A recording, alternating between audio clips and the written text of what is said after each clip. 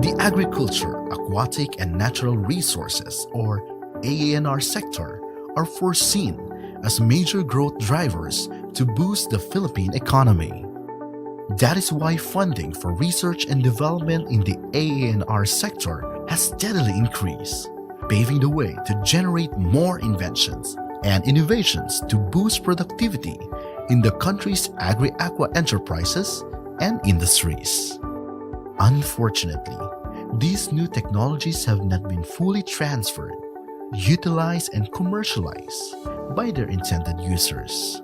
Filipinos, particularly farmers, fisher folks, and potential investors are largely unaware of these breakthroughs that could result to sustainable and inclusive development in the country. Strengthening partnership with the private sector as well as intellectual property protection and better coordination among concerned and allied agencies are also considered as important factors in achieving exponential growth in the AANR sector. With this, the Department of Science and Technology, through the Philippine Council for Agriculture, Aquatic and Natural Resources Research and Development, established the DOST and PCAAARRD Innovation and Technology Center, or DPITC. DPITC serves as a platform for technology transfer and commercialization. It is a one-stop shop convergence hub for investors and technology users in the AANR sector in the Philippines. Strategically located in the Los Baños Special Science and Nature City in Laguna, DPITC serves as a link for different stakeholders from the academe, private sector, NGOs, and international partner institutions to strengthen and forge new public-private partnerships for technology commercialization. DPITC's main thrust is to enhance the transfer and commercialization of AANR technologies. It has 4 service hubs.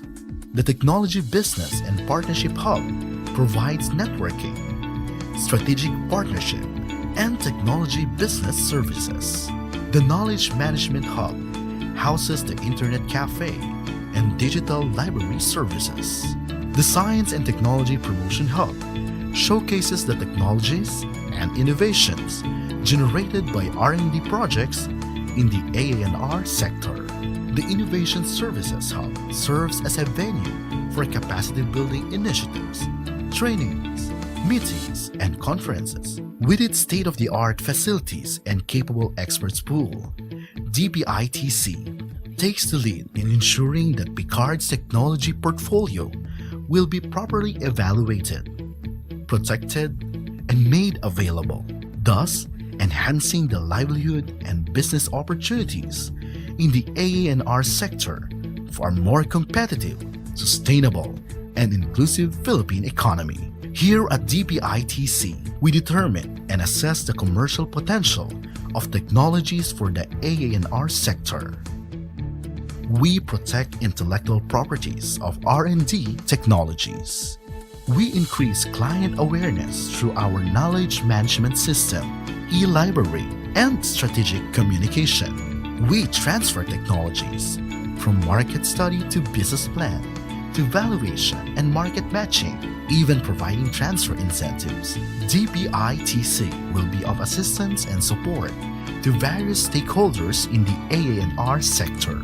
And we capacitate stakeholders by conducting training and strengthening partnerships with different institutions, both in the public and private sectors as well as international organizations. This is what we do in DPITC. We develop, we protect, we inform, we transfer, we facilitate commercialization. DPITC, bridging inventions to innovations.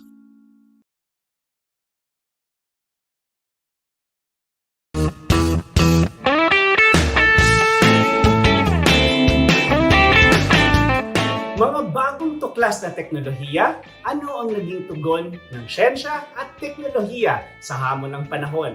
Paano makakatulong ang siyensya sa pag-unlad ng sektor ng agrikultura, pangisdaan at likas na yaman? Tara na at at samahan niyo ako sa National Science and Technology Week o NSTW. Tignan natin at siyasatin ang mga nagawa ng DOST and PCAARRD sa kanilang virtual exhibit na ma-access sa link na makikita nyo sa inyong screen. Samahan nyo rin ako sa Techno Forum ng DOST and PCAARRD na pinamagatang Yamang Galing sa Kapaligiran, Dangal ng Pamayanan na gaganapin sa November 28 ng 9 a.m. Mag-register sa Techno Forum na ito sa pagpunta sa link na makikita sa inyong screen. Aasahan ko kayo ha! See you! Tara na, sama na tayo sa NSTW. Tara na, sama na tayo sa NSTW. Tara na, sama na tayo sa NSTW. Science is for everyone. Mayroong pag-asa at solusyon sa anumang sitwasyon. Gamit ang teknolohiya, iisa ang layunin. Buhay at bayan ay paunlarin.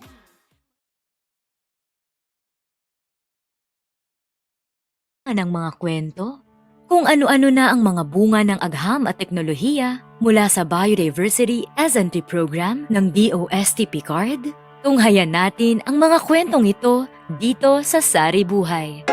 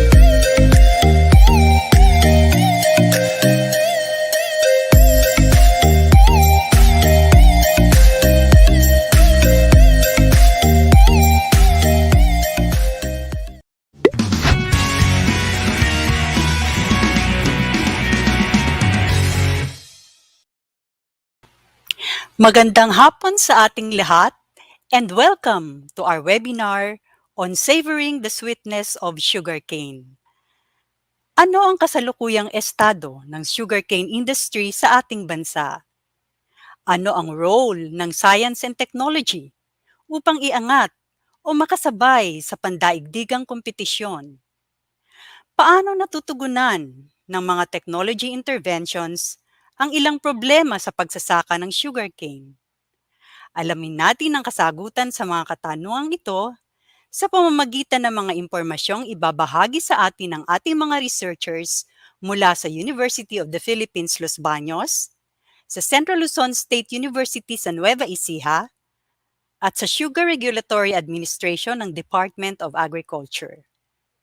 Ako po ang inyong tagapanguna, Ofelia Domingo, mula sa Agricultural Resources Management Research Division ng DOST PCAARRD. Sa hapong ito ay itatampok namin ang ilan sa mga piling technologies sa ilalim ng Industry Strategic S&T Program ng Sugarcane o ISP on Sugarcane.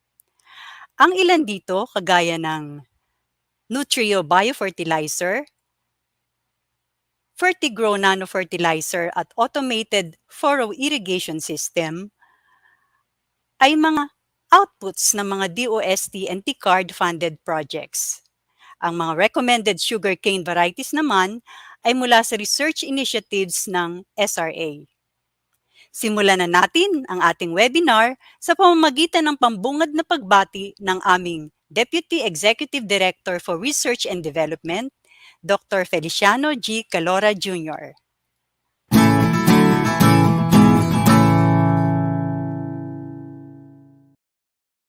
At mabungang hapon sa ating lahat. Ako ay nalulugod na makasama kayo ngayong hapon sa DOST PCAARRD webinar ukol sa siyensya ng pagtutubo sa bansa. Sa webinar na ito ay ibabahagi namin ang kasalukuyang estado ng mga hamon na hinaharap at ilang estratehiya upang tugunan ang mga pangangailangan ng industriya ng pagtutubo sa Pilipinas. Ilan sa mga paraan upang maging matatag ang ating industriya ng tubo ay ang paghusayin ang mga pagpapatakbo ng produksyon at ang pag-aayos sa inaning tubo sa pamamagitan ng makabagong teknolohiya na magpapadami ng ani at mababawasan ang gastusin lalo na sa mga dagdag na abono. Isa sa mga mandato ng DOST PCAARRD ay ang makapagbigay ng rekomendasyon ng tamang teknolohiya upang matugunan ang mga hadlang sa pagpapayaman ng industriya ng pagtutubo. Aming ibabahagi ang ilang teknolohiya na galing sa pananaliksik ng mga sayantipiko ng DOST PCAARRD. Isa na rito ang Nutrio Foliar Spray Biofertilizer na makakatulong upang mabawasan ng 50% ang gastusin sa abonong nitrogen at magkaroon ng 30% dagdag sa ani. Isa pa rin ang Fertigrow Nano Fertilizer, isang makabagong teknolohiya sa pag-aabono. Dahil dito, ang bawat butil ng nitrogen, phosphorus at potassium ay napapaliit ang sukat. Dahil dito, napapabilis ang pagsipsip at pagkuha ng mga halaman. Ang sistema ng auto-furrow irrigation ay isang matalinong teknolohiya na makakatulong sa mga lugar na umaasa lang sa patubig na galing sa ulan. Ito ay nakakatipid ng gastusin para sa maliliit na taniman ng tubo na pinagsama-sama. Mas makakatipid sa tubig at makakatulong upang madagdagan ang ani ng mga magsasaka. Nagpapasalamat kami kay Engineer Hermenegildo Serafica, pinuno ng Sugar Regulatory Administration ng Department of Agriculture, dahil sa mga impormasyon ng kanyang ibabahagi tungkol sa estado ng industriya ng tubo at ang iba-ibang klasing tubo na angkop sa pagbabagong klima ng ating bansa.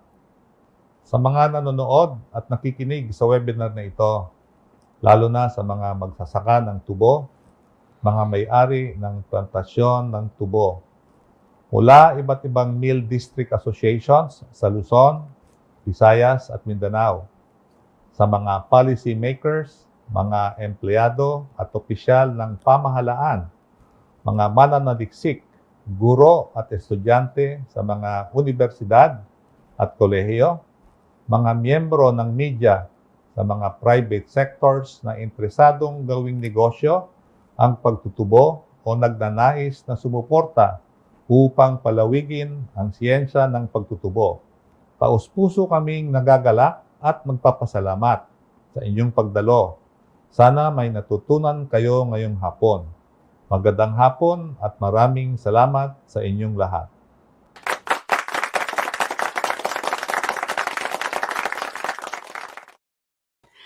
Maraming salamat, Dr. Calora, for that warm welcome remarks at sa pagbibigay ng mga maiksing introductions tungkol sa mga benefits ng mga technologies na ating tatalakayin ngayong hapon. Pakinggan naman natin ang mensahe ng ating kagalang-galang na PCAARRD Executive Director, Dr. Reynaldo V. Ebora.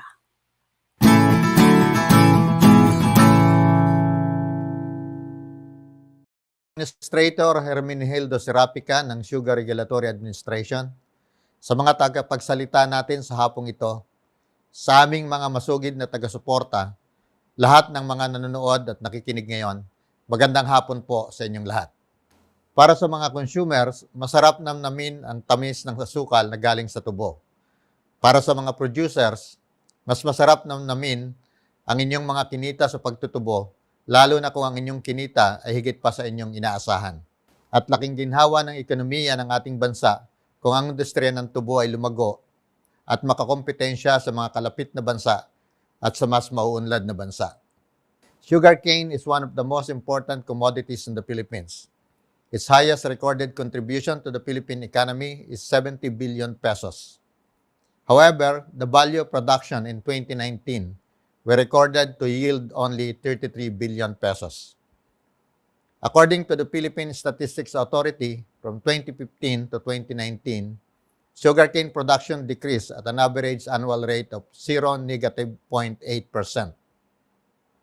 The area harvested decreased to 379,000 hectares in 2019 from 421,000 hectares in 2015. Or an average annual rate of -2.3%. Dahil bumaba ang produksyon ng sugarcane sa bansa, kinakailangan natin ng mga bagong pag-aaral kung papaano mapapataas ang ani ng tubo. Layunin ng PCAARRD Sugarcane Industry Research and Development Roadmap na mapalaki ang ani mula sa average na 60 ton cane per hectare sa mga nakaraang taon hanggang sa average na 120 ton cane per hectare sa loob ng mga susunod na 5 hanggang 10 taon. We can achieve this goal by producing sugarcane effectively and efficiently at lower costs. We need to mitigate the damages brought about by climate change in recent years. We need to expand sugarcane production, considering water availability, nutrient management, soil rehabilitation, and much more. Dito pumapasok ang agham at teknolohiya sa pamamagitan ng ibayong pananaliksik ng ating mga eksperto at sa pundong pinansyal ng Department of Science and Technology at PCAARRD, patutulungan at maiaangat natin ang mga industriya ng tubo. Sa webinar na ito, ay tatampok namin ang ilan sa mga bunga ng R&D projects na sinuportahan ng DOST PCAARRD. Ito ay ang mga teknolohiyang may potensyal at maaari ng subukan o gamitin ng ating mga sugarcane farmers sa mga darating na panahon. Ito ay ang Fertigro Nano Fertilizer ng UPLB College of Agriculture and Food Sciences, Nutrio Biofertilizer ng UPLB National Institute of Molecular Biology and Biotechnology or Biotech, Furrow Irrigation System ng Central Luzon State University, at recommended varieties ng SRA La Granja Agricultural Research Center. Mahalaga na malaman natin ang kasalukuyang kalagayan ng industriya ng tubo, ang mga hamon na kinakaharap nito at kung paano pa makakatulong ang siyensya at teknolohiya sa pagtugon sa problema sa produksyon.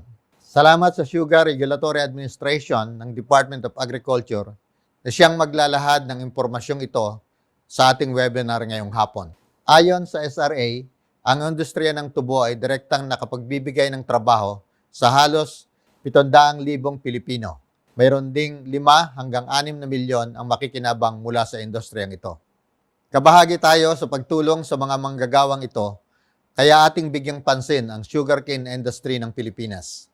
Sama-sama nating iangat muli ang ating antas ng produksyon para sa kaunlaran ng ekonomiya ng ating bansa. Maraming salamat po at magandang araw.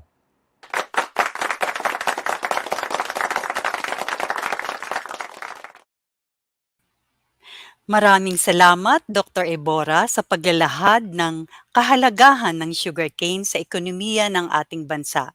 Higit sa lahat, sa ating kamanggagawang Pilipino. Ang mga datos po na kanyang nabanggit ay mula sa Crop Data Statistics 2015-2019 ng Philippine Statistics Authority. Kamakailan ay ating napag-alaman na may 2020 to 2021 datos ang SRA at ito ay babanggitin sa mensahe ng susunod nating tagapagsalita, walang iba kundi ang administrator ng SRA na si Engineer Hermenegildo R. Serafica. Pakinggan po natin si Engineer Serafica.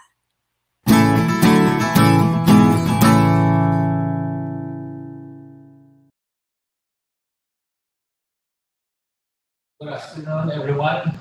I would like to greet the DOST and PCAARRD family on its 10th year anniversary celebration, especially to Dr. Rinaldo B. Bora, the Executive Director of DOST and PCAARRD. Good afternoon once again to everyone.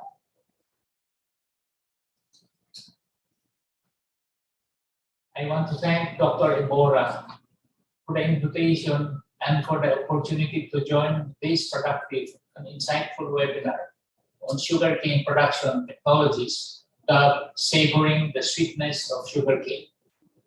Thank you to our energetic sugarcane producers, extension workers, researchers, and members of the academy present here today for taking time out of your busy schedules.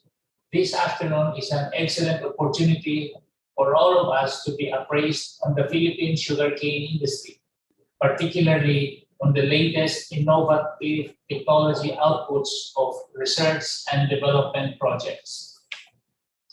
It is my pleasure to join you all today in celebrating the 10th anniversary of DOST and PCAARRD. This webinar is timely because it takes place during a period of great uncertainty brought about by the effects of the COVID-19 pandemic on the economy.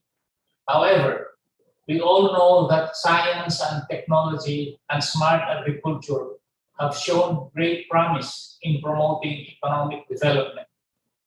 Thus, this is a crucial time for the leaders of the sugarcane industry, academia, government, and business sector to come together to turn the challenges we are facing today into opportunities, challenges from productivity and efficiency. So I'm glad that this webinar gives hope and offers a forum for innovative technologies which could help our stakeholders in sugarcane production. In the crop year 2020-2021, the Philippine sugarcane industry contributed an estimated 105.8 billion to the GDP. The amount came from the income from sales of sugarcane products, plus exports, plus income from tolling fee of raw to refined sugar. Additionally, taxes from locally produced sugar and depreciation. In fact, in 2020, the sugarcane industry was one of the top performers in agriculture crop subsector when it posted positive gains during the COVID-19 pandemic. It showed resiliency and was considered one of the economy's bright spots during the most challenging time. The sugarcane industry thus earned the distinction of being one of the pillars of the economic recovery efforts where the COVID-19 pandemic crippled other sectors of the economy.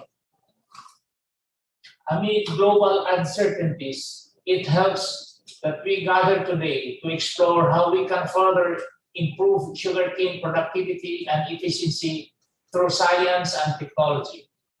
This initiative will surely help the sugarcane industry and the country achieve economic growth, thus making us much more resilient to changing situations.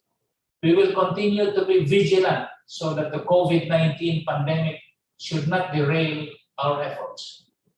We count on you to ensure the delivery of scientific innovation and the adoption of new technologies, fundamentals to support agricultural productivity and economic growth during a time of continued global volatility.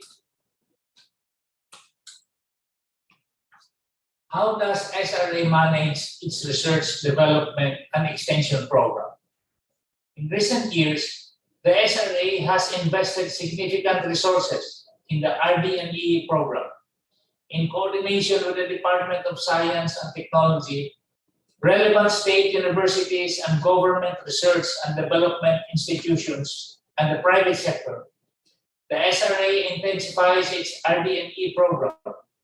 Relevant studies were undertaken on sugarcane high-yielding varieties, pest and disease-resistant varieties, drought and water-lagging resistant varieties, the most recent farming, milling, refining, and biomass cogeneration technologies, soil analysis and fertility mapping of sugarcane areas, weather monitoring and climate change adaptation measures, sugar and sweetener consumption, and other viable sugarcane products.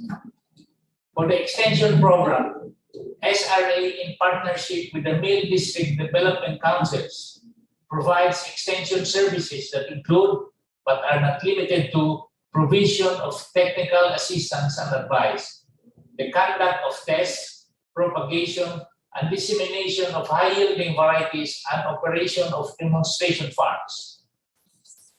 An example of innovation initiated by SRA to address the strategic and technological issues, the crop estimation system, which aims to generate rapid, realistic, and scientific-based crop estimates on the annual yield production.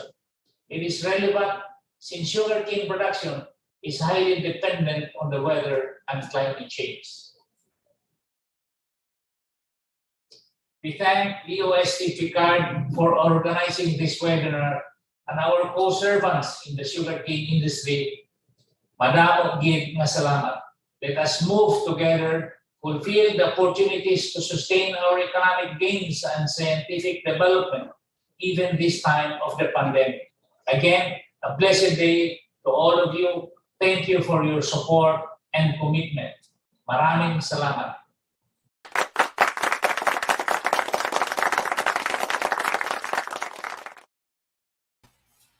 Marami pong salamat, Engineer Serafica, sa pagbati sa PCAARRD's 10th anniversary na magaganap po sa November 29.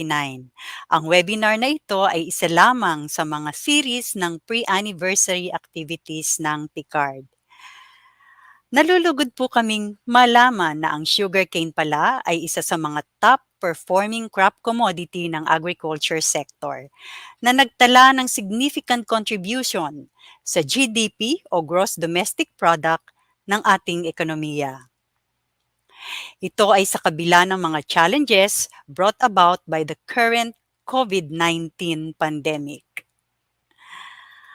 Bago tayo magpatuloy, nais po lamang namin paalalahanan ang aming mga mahigit 200 na viewers sa Facebook Live na makakakuha po kayo ng Certificate of Participation. We will provide the link to the customer satisfaction feedback form that you need to accomplish by the end of the webinar. Antabayanan din po ang aming mga announcements at reminders sa Facebook Live ng DOST PCAARRD. So stay tuned, tutok lang hanggang matapos ang webinar. Ang ating pong programa ngayon ay mayroong dalawang parte. The first part will tackle the sugarcane industry in the Philippines, while the second part will tackle the sugarcane production technologies.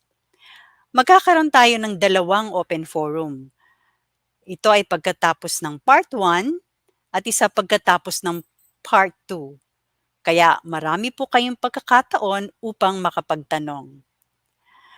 We encourage our participants watching via Facebook Live to type in your questions in the comment box, and our technical team will gather these questions that will be answered by our experts during the open forum. Gayon din po yung mga nagpadala ng mga tanong sa registration form na aming pinadala.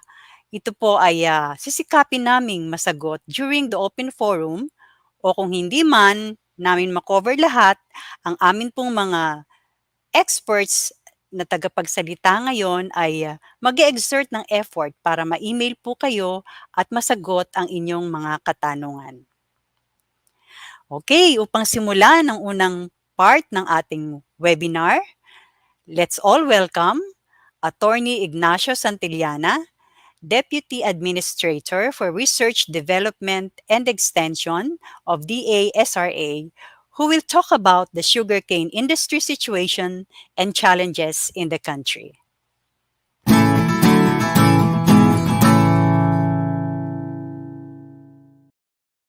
Good morning. I will be presenting the Philippine sugarcane industry status, the SRA programs in support thereof, as well as the challenges we are currently facing. The country's sugarcane plantation consists of 399,166 hectares, more than half of which is found in the island Negros, 21% in the island of Mindanao, 11% in the island of Luzon, and the rest is spread over the islands of Panay and Eastern Visayas. As of now, we have around 88,000 sugarcane farmers, 84% of which are small farmers with land holdings of not more than 5 hectares each. Sugarcane is no longer sugar alone. With its 425 million liters bioethanol produced by the 13 distilleries and the 366 megawatts generated by the biopower plants using sugarcane and its byproducts as raw materials, it is now considered as an energy crop.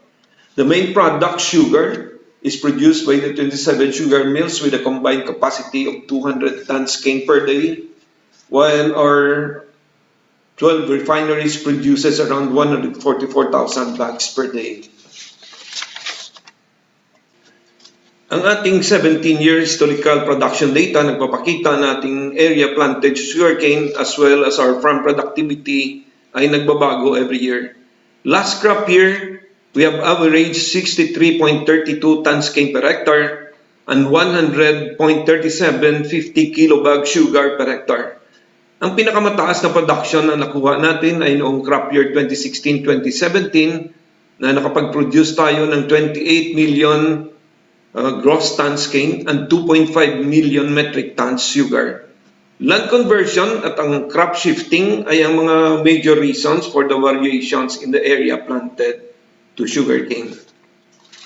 Ito namang presyo ng asukal natin, nagpapakita dito sa 11-year historical data natin na ang average price of sugar and molasses na attain natin ang pinakamataas noong crop year 2010-2011 na may 1,864 per bag of raw sugar at may 11,464 per metric tons of molasses.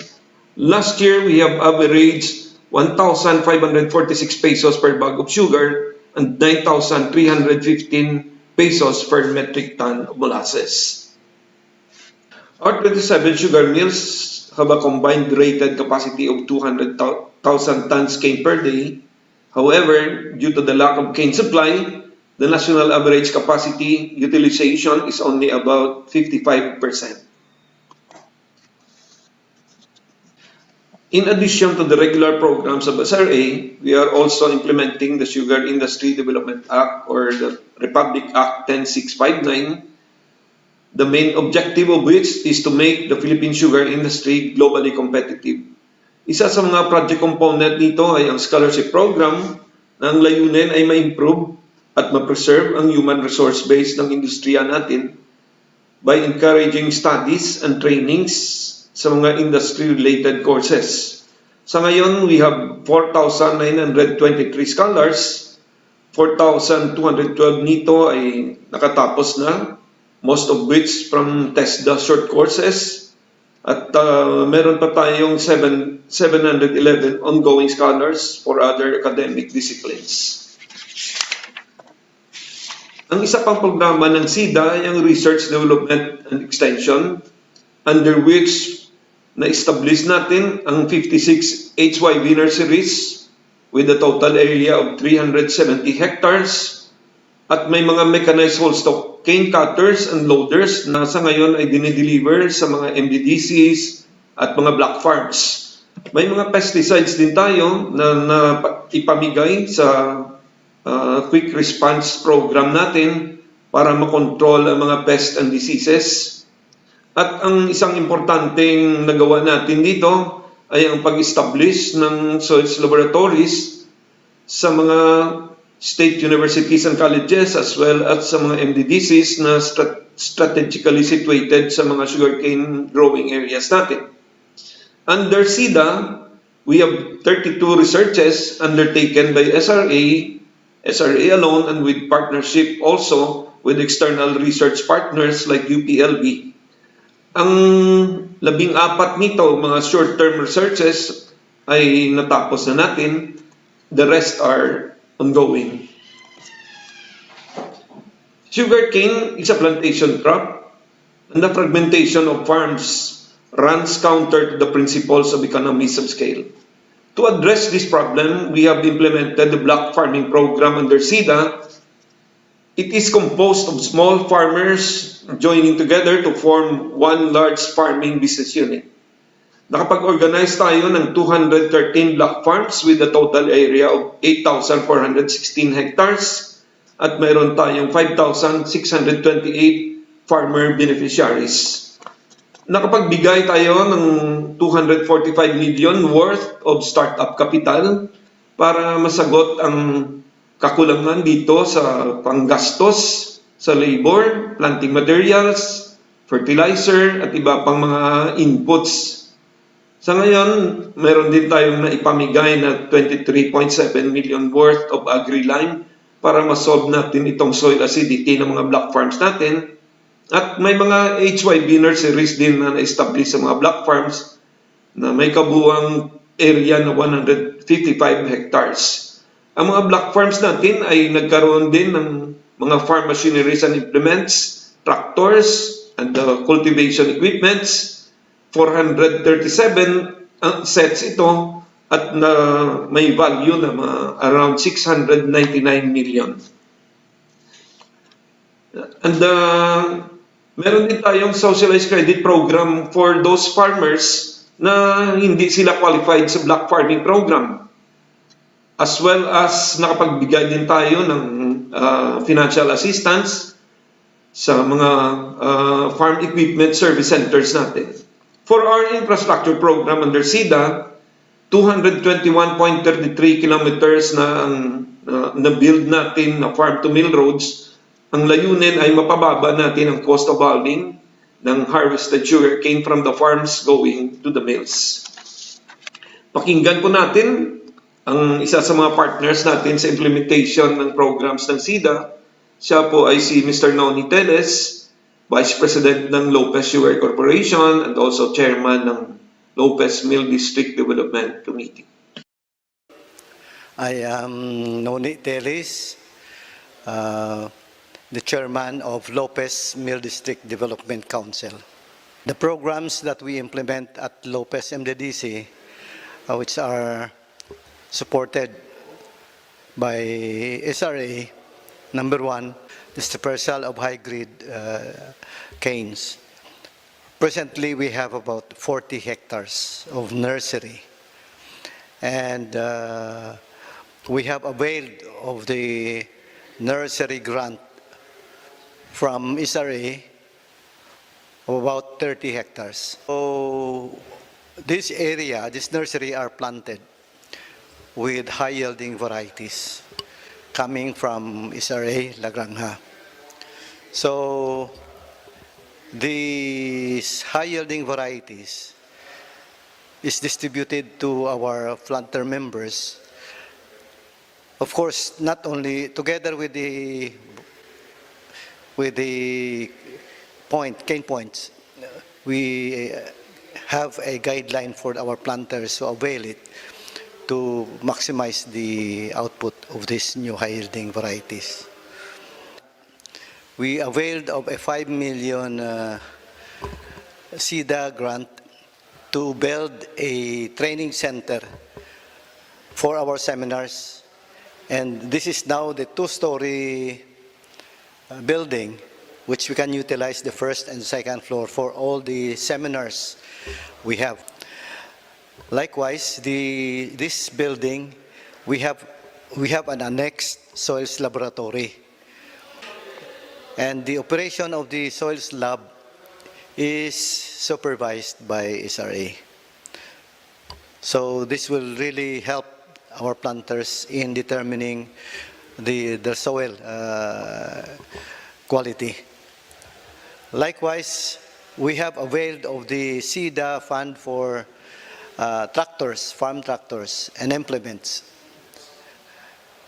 And we are using this for our 40 hectares nursery. Okay, for the farm-to-mill roads, in fact, every year we're given a budget of, right now I can remember for the past 5 years, I think we have availed of about more than 10 kilometers already of farm-to-mill roads. These are the main arteries, roads connecting the farms in the remote areas to our highways, going to the mill of Lopez Sugar Center. Okay, previously, Lopez district planters, because of our topography, in which only about 25% is flat, and the 75% is mostly semi-rolling and rolling. Now, the average tons per hectare for Lopez planters 5 years ago or 7 years ago, we were only getting about 55, average 55 tons per hectare. Now, lately we're getting about 70 plus, 75, and there are now planters in our area that produces more than 100 tons per hectare because of the SIDA program. Notwithstanding the programs we have implemented for the last 5 years, ang national productivity natin still stands below other sugar-producing countries. Although we have improved from the 56 tons cane per hectare in crop year 2019-2020 to 63.32 tons cane per hectare last year, yet we still have a long way to go para makapag-catch up tayo sa kanila. Ang mga challenges na hinaharap natin para ma-improve natin ang productivity ng ating mga farmers at maging efficient ang ating sugarcane industry ay dalawa. Ito ay in the aspect of farm productivity as well as in the milling efficiency. Most of our sugarcane soils conditions are no longer ideal for sugarcane growing. They have become acidic through the long and heavy usage of chemical fertilizers. Most of our farms are uneconomical in size and are situated in rolling and upland areas where the topsoils are heavily eroded. Add to that the lack of farm labor due to migration to other less manually laborious industries. High cost of inputs, especially now, is also a major problem. Adoption of new technologies and cultural practices is also low. And lastly, and very important, is climate change. The rise and fall in our productivity is largely influenced by this single biggest factor. For the last 6 years, we have experienced back-to-back episodes of La Niña and El Niño. On the milling side, our mills are suffering from lack of cane supply. with low quality canes being delivered, as well as high incidence of mud, stones, and other trash are included in the cane deliveries, especially last year during the La Nina episode, and this caused damage to the milling hardware. Those are the issues we need to address if we are to move forward and attain our goal of becoming a sustainable and globally competitive sugarcane industry. Thank you po.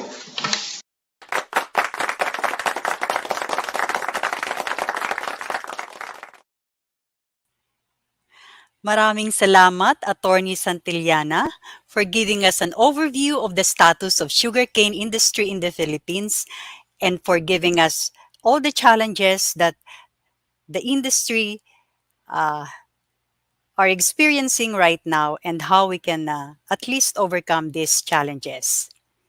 Gayun din po, maraming salamat kay Ginoong Israel Teles na nagbigay ng kanyang testimony tungkol sa mga services na pinahayag or inoffer or pinrovide ng Sugar Regulatory Administration. At this point, we will be asking Attorney Santillana some questions from our participants.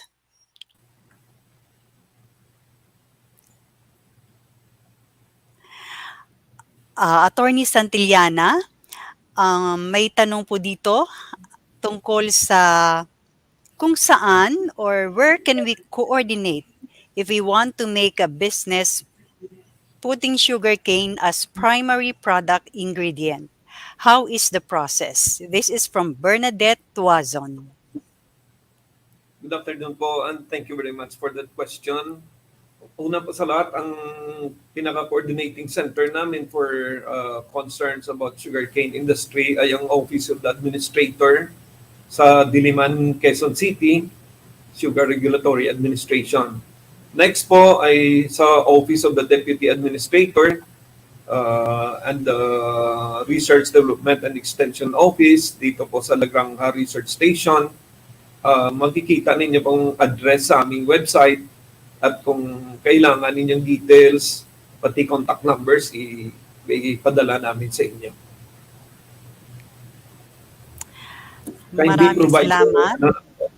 Kindly provide your contacts also or your email para we can send it right away. Okay, so narinig po natin, kindly provide your email and details para makipag-ugnayan kayo sa SRA. Ang susunod po nating katanungan ay galing kay Ariel Canonoy. What are the major trends and challenges that the sugar industry is facing? Given these challenges, what would be the future of the industry? Thank you for that question, Ariel. As I have mentioned in my presentation, dalawa po, in the aspect of sugar and farm productivity and also in the milling efficiency. So, dalawa lang pero medyo mabigat ang mga challenges na yan, no?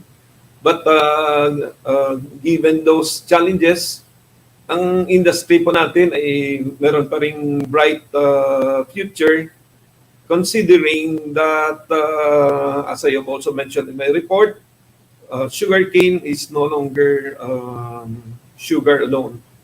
Marami ng byproducts sa bioethanol, biomass, or energy. We used to be threatened by fluctuations in the global prices.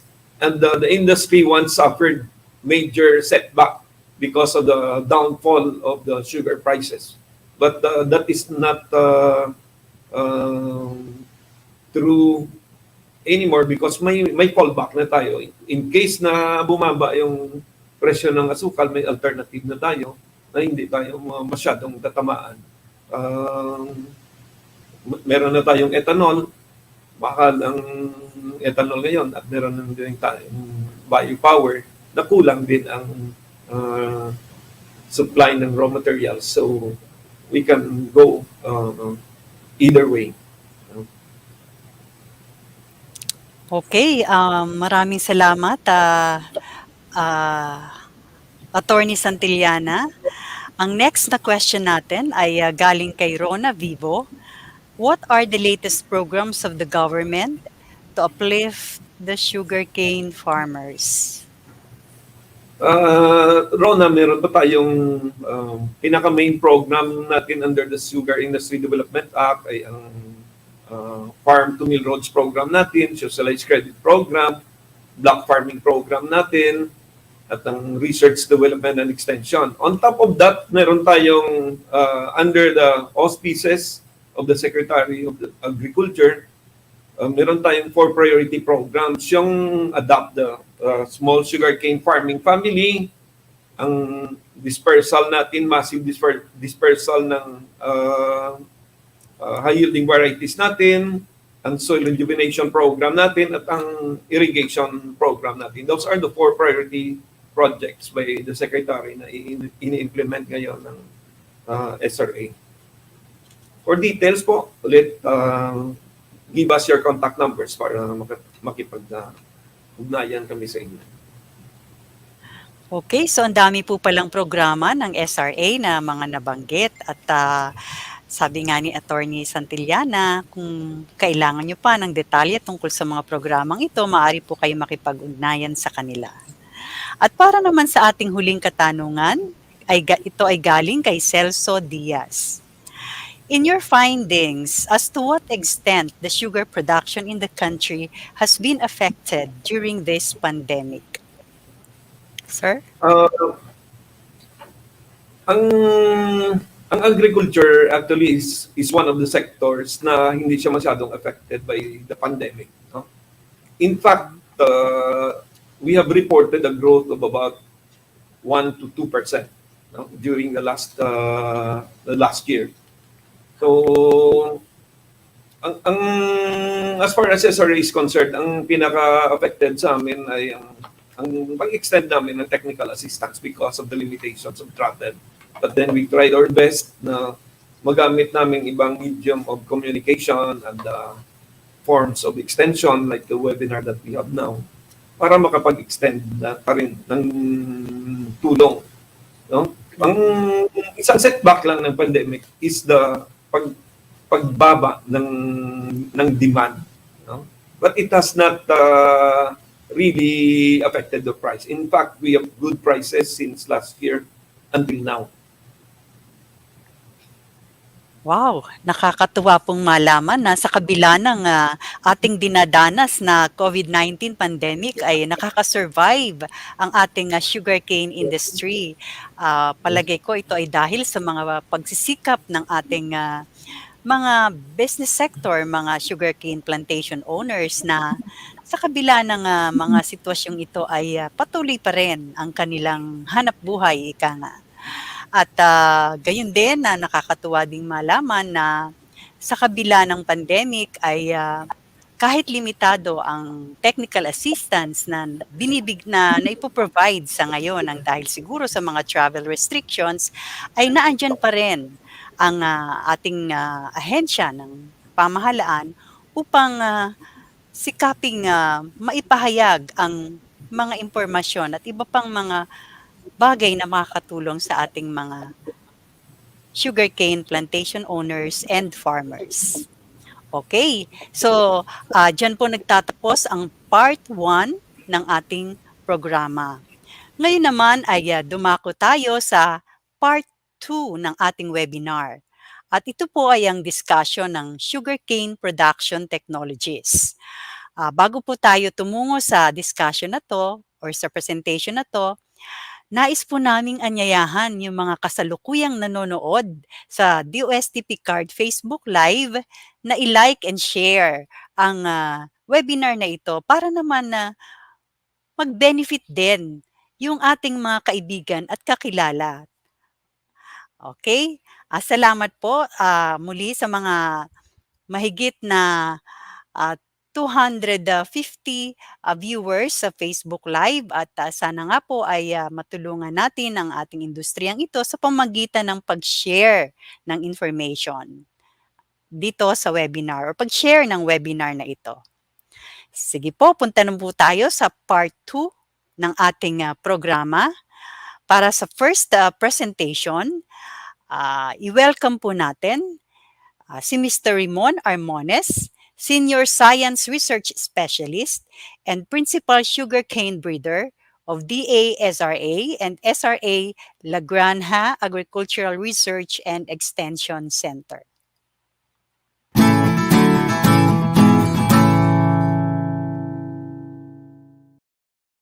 Sugarcane ay isa sa Philippines' major export crops na nagko-contribute ng hindi bababa sa 70 billion pesos sa ekonomiya ng bansa kada taon. Noong 2019 po ay nasa pang-11 po tayong pagdating sa sugarcane production worldwide. Ang sugarcane industry po ay nagpapatrabaho sa 5 milyong manggagawa kung saan kasama na po doon ang humigit kumulang 630,000 planter farmers na dependent on the industry for their livelihood and income. Currently, ang sugarcane industry po ay nanganganib dahil sa iba't ibang environmental and social concerns that includes climate change.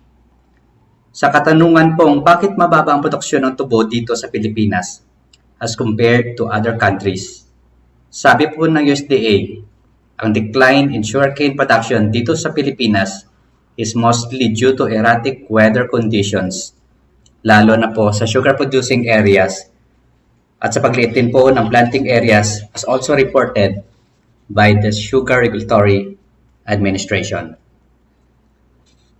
To address this issue, Sugar Regulatory Administration has recommended 2 noteworthy climate-resilient sugarcane varieties that are high-yielding and disease-resistant, namely Phil 2006-2289 and Phil 99-1793.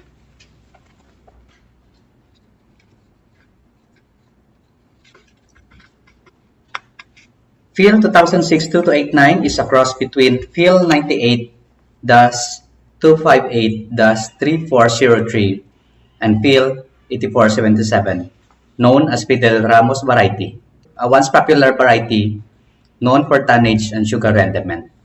This is now the most in-demand variety to most sugarcane planters owing to its high resiliency to various environmental conditions. It was found tolerant to poorly drained soils or areas with above optimum amount of water, or for instance during La Nina condition. Aside from that, it was also observed to be tolerant to drought, such as on areas with below optimum soil moisture or such as during El Nino condition. Now, this is something that we don't normally see in a variety, being drought and waterlogged tolerant at the same time. During rainy season, we always hear planters having problems on their LKG per TC or sugar rendement. And the easiest way to deal with this is to plant high LKG per TC varieties, such as this one. A high tonnage, high sugar rendement variety. This was both attested by researchers and of notable respected big planters. It is erect and is ideal for mechanization or mechanized farming. Furthermore, it is a fast grower, non-flowering to very sparse, and resistant to smut, downy mildew, and leaf scorch. Notably, it is a high tillering variety, and that is why we are recommending a planting distance of 1.5 up to 1.8 meters per row to maximize the very good rattoning ability of the said cane. What we mean by very good rattoner is that it would go beyond 5 rattonings while still having a good stand and a decent profit. Longer rattoning means more savings, less expenses, and thereby an expected profit. It can be planted any time of the year, at most soil types or conditions, and harvested 11 to 12 months after planting. Phil 99-1793, on the other hand, is a cross between Phil 93-236-3301 and again Phil 8477. which was once used as a control variety for selection on tonnage of promising varieties, and also popularly known for sugar rendement, tillering capacity, and adaptability. This variety is known for its drought tolerance, producing roots that penetrate deep enough to what most varieties can. It is recommended for areas that have minimal to below optimum level of soil moisture. However, unlike Phil 2006 DOST 2289, it can't withstand too much soil moisture. It was found also to be best planted in rolling areas as well as on mountainsides. On the other hand, it was observed that elevations near 400 meters above sea level increase the likelihood and intensity of flowering that could greatly affect the tonnage. Flowering is from sparse to non-flowering, and the best way to avoid or at least minimize this is planting generally from April to October. Harvesting during rainy days greatly affects the sugar rendement, but gives good sugar yield when harvested after 5 to 7 days of no rain. Best age to harvest is 11 months after planting on dry season and 12 to 13 months on wet season. It is a high tonnage cane with medium to high sugar rendement, a good germinator and fast grower, erect to recumbent, and resistant to smut, downy mildew, and leaf scorch. An excellent ratoning variety that, according to Sir Sherwin C. of Lopez Mill District, can go as high as 9 ratoons while still having a good stand and a decent profit. Longer ratoning means more savings due to fewer expenses on planting materials as well as on land preparation, and in so doing will give a better income. Hi po, good afternoon. Ako po si Sherwin C., sugar farmer from Sagay City, Negros Occidental. We are currently using the variety from SRA, Sugar Regulatory Administration, the 99-17-93, which I tested with a 1 hectare.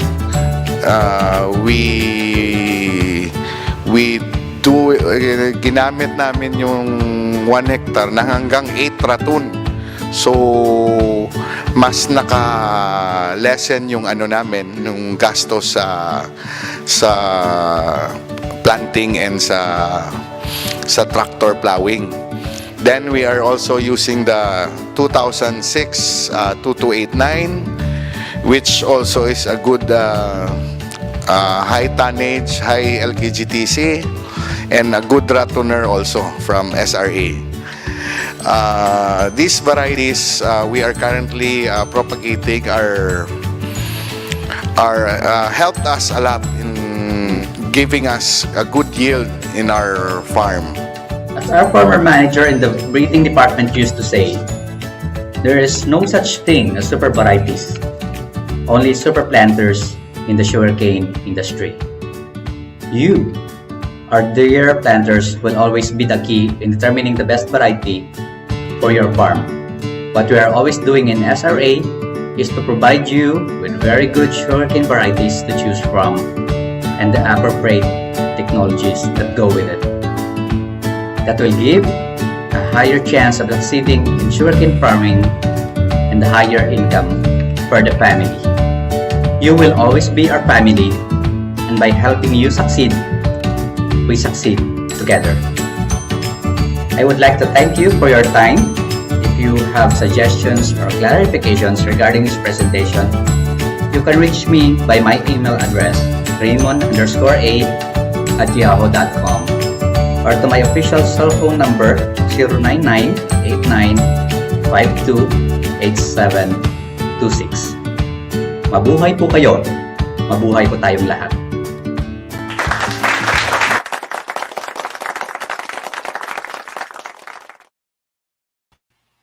Maraming salamat po, Mr. Armones. Maganda po yung sinabi niyo na your success is our success. Tunay nga po na ang ating SRA at iba pang ahensya ng pamahalaan ay naandyan para tulungan din kayong mag-succeed. At nagpapasalamat din kami sa nagbigay ng kanyang testimony, si Mr. Henry Risi ng Negros Occidental. Ngayon naman ay ating pakinggan ang ating second speaker. She is a retired university researcher from UPLB Biotech. After her retirement, she established a spin-off company called Full Might Agricultural Corporation na nakabase sa Los Baños, Laguna. To discuss Nutrio biofertilizer, let us all welcome the technology developer herself, scientist and now private company proprietress, Dr. Virginia M. Padilla.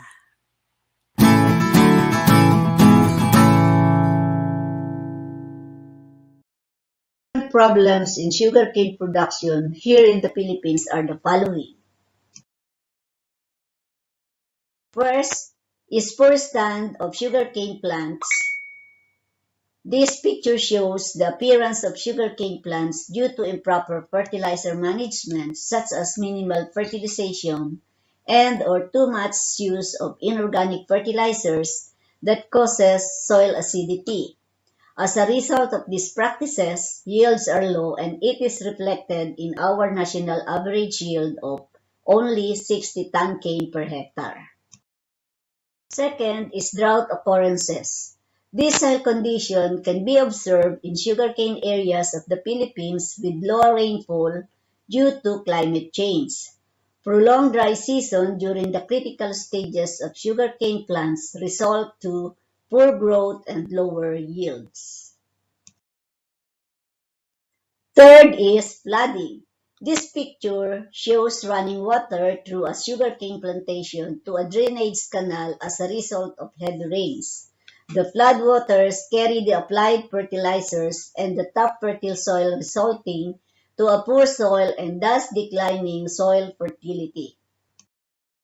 Fourth is high cost of chemical fertilizers.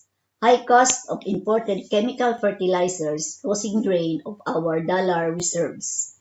This problem and many other factors contribute to less farmers' income, causing non-sustainability in sugarcane production.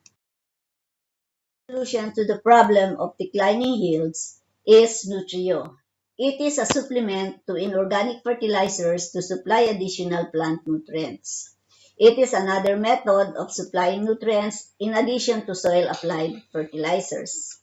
It is not subjected to environmental hazards such as loss of applied fertilizers due to runoff with heavy rains. It is easy to apply and light to carry because it requires only a kilogram of Nutrio per hectare per application time.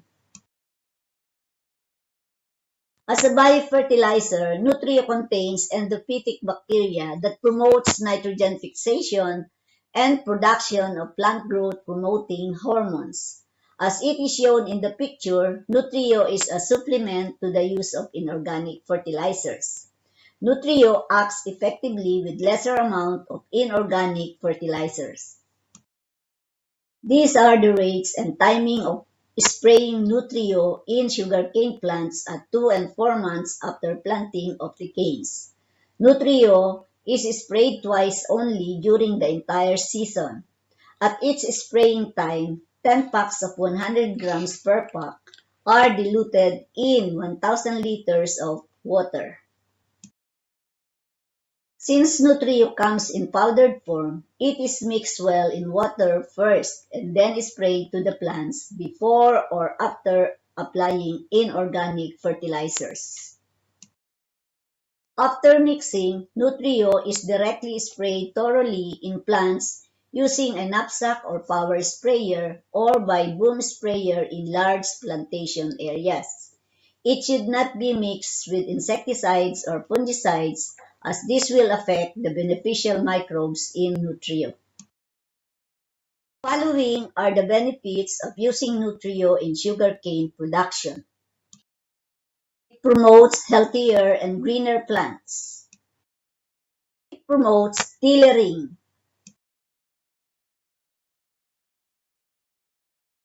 Nutrio increases yields in terms of ton cane per hectare and sugar yield per hectare. The sugar yield is based on the number of bags per hectare at 50 kg per bag or LKG per hectare. In 2019, a pilot test conducted in Region 6 showed that sugar yield in farmers' practice plus Nutrio is 124.98 LKG per hectare, which is 24 LKG per hectare or 19% higher than the farmers' practice alone with 104.98 LKG per hectare. Also, the one-half farmers practice plus Nutrio is 114.4 LKG, which is 9.42 LKG per hectare or 8.97% higher than the farmers practice alone of 104.98 LKG per hectare. Although the differences are not statistically significant, the increased LKG per hectare in using Nutrio and the reduction in cost of fertilizer use shall be very significant to a farmer. In a demo trial in Region 3, the sugar yield in the one-half farmers practice plus Nutrio is 129.28 LKG per hectare, which is 33.85 LKG per hectare of sugar, or 36% higher than the farmer's practice without Nutrio of 95.43 LKG per hectare. The one-half farmer's practice plus Nutrio with 129.28 LKG showed 32.35 LKG per hectare of sugar, or 33% higher than the farmer's practice plus Nutrio of 96.93 LKG per hectare. This is a demo trial in Region 6, Silay Negros Occidental. In this slide, we will concentrate on the sugar yield or number of bags per hectare in red bars to compare farmers' practice only with farmers' practice plus Nutrio and one-half farmers' practice plus Nutrio. The sugar yield in red bars of farmers' practice plus Nutrio is 184.72 LKG per hectare, which is 25.77 LKG per hectare or 16% higher than the farmer's practice without Nutrio of 158.95 LKG per hectare. Moreover, the treatment of one-half farmer's practice plus Nutrio produced 179.03 LKG per hectare, which is 20.0 LKG per hectare more sugar or 13% higher than the farmer's practice without Nutrio of 158.95 LKG per hectare. This is a demo trial in Region 6, Licuan, Barotac Nuevo, Iloilo. The sugar yield with farmers practice plus Nutrio is 137.38 LKG per hectare, which is 38.9 LKG per hectare or 39% higher than that of farmers practice without Nutrio of 98.48 LKG per hectare. Similarly, the treatment of one-half farmers practice plus Nutrio had 120.95 LKG per hectare with 22.47 LKG per hectare more sugar or 23% higher than the farmer's practice without Nutrio of 98.48 LKG per hectare. This is a result of the demo trial in Region 6, Tiwi, Barotac Nuevo, Iloilo. This slide shows the cane yield, ton cane per hectare, and sugar yields, LKG per hectare, in two farmers' practices of Nutrio timing of spraying. Nutrio is sprayed only at 2 months after planting compared with twice spraying at 2 and 4 months after planting. Farmers' practice plus Nutrio sprayed twice yielded 77.7 ton cane per hectare or 8.1% higher than the farmer's practice plus Nutrio sprayed once with a yield of 71.89 ton cane per hectare. Sugarcane sprayed twice produced greater number of bags of sugar per ton cane Then the plants sprayed only once. The sugarcane plants sprayed twice produce sugar yield of 25.11 lkg per hectare or 23% higher than those sprayed once. These are the yields: gross income, net income, added income due to Nutrio, and the ROI in a demo farm in Pando, Concepcion, Tarlac, as affected by with and without Nutrio. Except the sugar yield in LKG per ton cane and the total expenses, the one-half farmers' practice with Nutrio showed higher advantage than without Nutrio. The added income due to Nutrio was 72,755 pesos per hectare and with an ROI of 185%. The same is true in a demo trial in Silay Negros Occidental. The net income obtained from the one-half farmers practice plus Nutrio was 185,404.50 pesos per hectare. The added income due to Nutrio is 36,979.50 pesos per hectare with an ROI of 223%. Using Nutrio, the farmers get the following advantages: lesser chemical fertilizer use, lesser production costs, an increase in yield, thereby giving long-term land sustainability, and increase in revenue.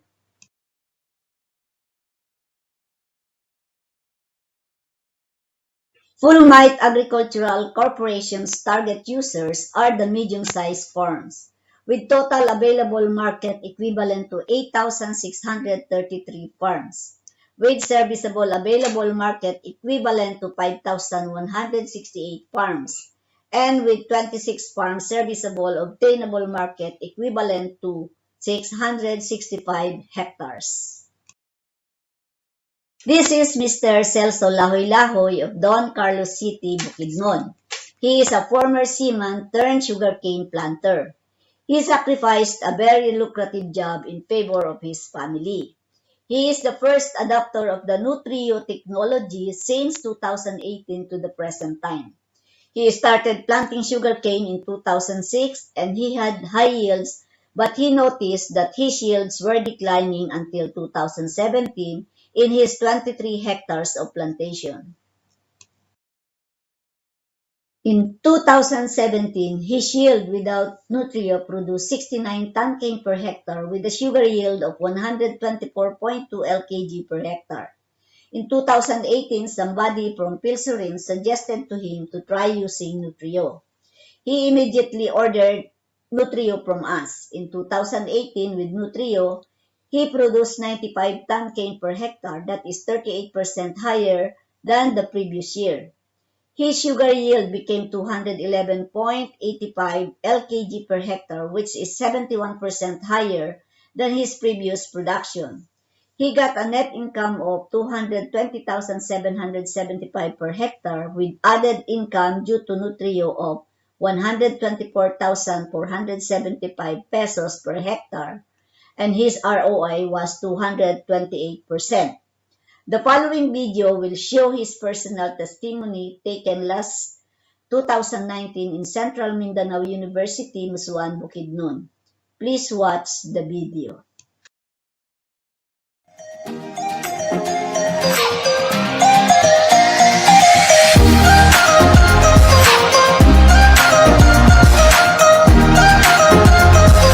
Ako po ay si Celso Lahoy. Nakatira po sa Don Carlos Province of Bukidnon. Ako po ay isang seaman. 14 years po naglalakad sa karagatan. And now, naging isang sugarcane farmers. I started planting since 2006 up to the present.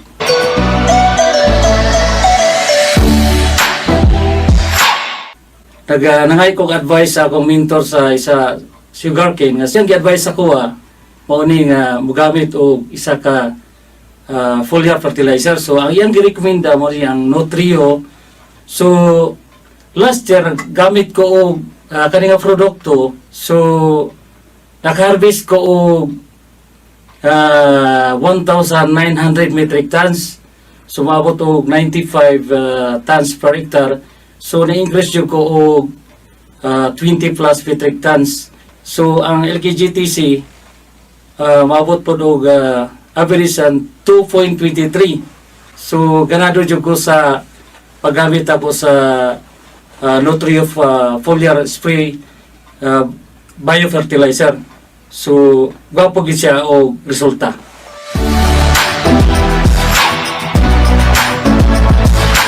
So, nakoy tulo ka hektarya nga gi-applyan sa Nutrio. Init diri sa Moa. So talagsar ang ulan. So gi-harvest na ko og sayo sa 9 months. So nikuha ko og 66 metric tons per 1 hectare. Whereas katapad na ako, hindi sila harvest.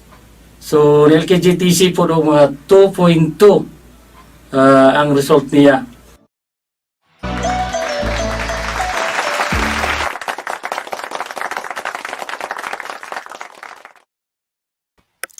Maraming salamat, Dr. Padilla, at sa isang farmer adapter na hanggang ngayon ay gumagamit ng Nutrio, si Mr. Celso Lahoy-Lahoy ng Bukidnon. Thank you po sa pagbabahagi ng mga information and testimonies tungkol sa paggamit ng Nutrio. Para po sa karagdagang kaalaman, maaari niyo pong makontak si Dr. Virginia M. Padilla sa email address na makikita niyo po sa screen, vmpadilla54@gmail.com, at ang kanya pong contact number ay 0917-170-8542. Okay. Ngayon naman ay dadako tayo sa ating pangatlong resource speaker on sugarcane production technologies. Ibabahagi po niya sa atin ang tungkol sa Fertigrow Nano Fertilizer. Let's all welcome Mr. Quincy Ibanez, an Assistant Professor of the Agricultural Systems Institute of the University of the Philippines, Los Baños.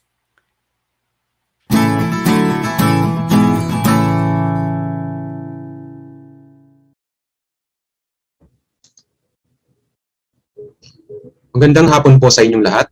Ako po ay narito para ipakilala sa inyo ang Fertigrow Nano Fertilizers na isa pong makabagong teknolohiya sa pag-aabono at ang partikular na mga bentay sa paggamit nito sa tubo o sugarcane. Ang Fertigrow ay na-develop ng mga researchers mula sa University of the Philippines, Los Baños sa pamamagitan ng suporta na binigay ng DOST and PCAARRD. Sa kasalukuyan, isa ang sugarcane sa mga pangunahing produkto ng Pilipinas na kung saan ang ani ay umaabot sa 21 milyong tonelada ng tubo o higit pa taon-taon. Ngunit sa kabila nito, patuloy ang pagbaba ng inaaning tubo kumpara sa inaasahang 75 tonelada na ani bawat hektarya ng lupang sinasaka. Bukod pa dito, makikita din ang pagbaba ng halaga ng produksyon ng tubo na dati ay umaabot ng 70 bilyong piso. Ngayon ay nasa 33 bilyong piso na lang. Bukod sa tagtuyot at unti-unting pagliit ng lupang nakatuon sa pagsasaka ng tubo, na siyang nagiging sanhi ng pagliit ng produksyon sa Pilipinas, ilan pa sa mga kinakaharap na problema ng industriya ay ang kakulangan ng patakaran, subsidy, makinarya, at infrastruktura para sa mga kooperatiba at magsasaka ng tubo. Nagkaroon na rin ng pagbaba ng taripa at pagpasa ng ASEAN Economic Community na maaaring maghimok sa malayang pagpasok ng ibang sugar brands na galing sa ibang bansang ASEAN. Dahil dito, kinakailangan talaga natin na magkaroon ng mga bagong pag-aaral kung paano mapapataas ang ani ng tubo sa bansa mula 60 hanggat 75 tonelada bawat hektarya. Dito papasok ang malaking kontribusyon ng Fertigrow Nano Fertilizers sa pagpapataas ng ani sa sugarcane. Ano nga ba ang Fertigrow Nano Fertilizers? Ang Fertigrow Nano Fertilizer ay isang uri ng inorganic fertilizer ng nitrogen, phosphorus at potassium na gumagamit ng makabagong teknolohiya na may slow nutrient release formulation. Dahil dito, tumataas ang uptake efficiency ng abono at nababawasan ang dami na kinakailangan na i-apply sa fertilizer. Ibig sabihin nito ay mas mababa ang recommended rate natin kapag ang Fertigrow Nano Fertilizers ang gagamitin natin kumpara sa mga conventional na abono na available sa market. Paano nga ba nagkakaroon ng slow release formulation ng Fertigrow? Ang kaibahan ng Fertigrow sa conventional na fertilizers ay nakapaloob ang mga nutrients tulad ng nitrogen, phosphorus at potassium sa isang carrier. Ang Fertigrow ay dinisenyo upang ang nitrogen, phosphorus at potassium ay naka-encapsulate o naka-absorb sa isang carrier. Dahil dito, pagka nai-apply na ang abono sa lupa, hindi agad-agad na i-expose sa mga nutrients sa soil environment na nagiging sanhi ng losses o pagkawala ng mga nutrients sa halip na ma-uptake ito ng halaman. Tulad na lamang ng nitrogen na maaaring mawala sa pamamagitan ng leaching o pagka-washout ito sa lupa or volatilization o napupunta sa hangin pagkatapos itong makonvert sa ammonia gas. Dahil sa disenyo ng Fertigrow, napoprotektahan ang mga abono sa soil degradation. Nagiging kontrolado ang release ng mga nutrients at dahil sa nano-formulation, napapaliit ang mga size ng mga particles na nagpapabilis ng absorption o uptake sa mga halaman. Sa pangkalahatan, nagkakaroon ng efficient nutrient utilization na tiyak na magpapaganda ng ani ng ating mga pananim.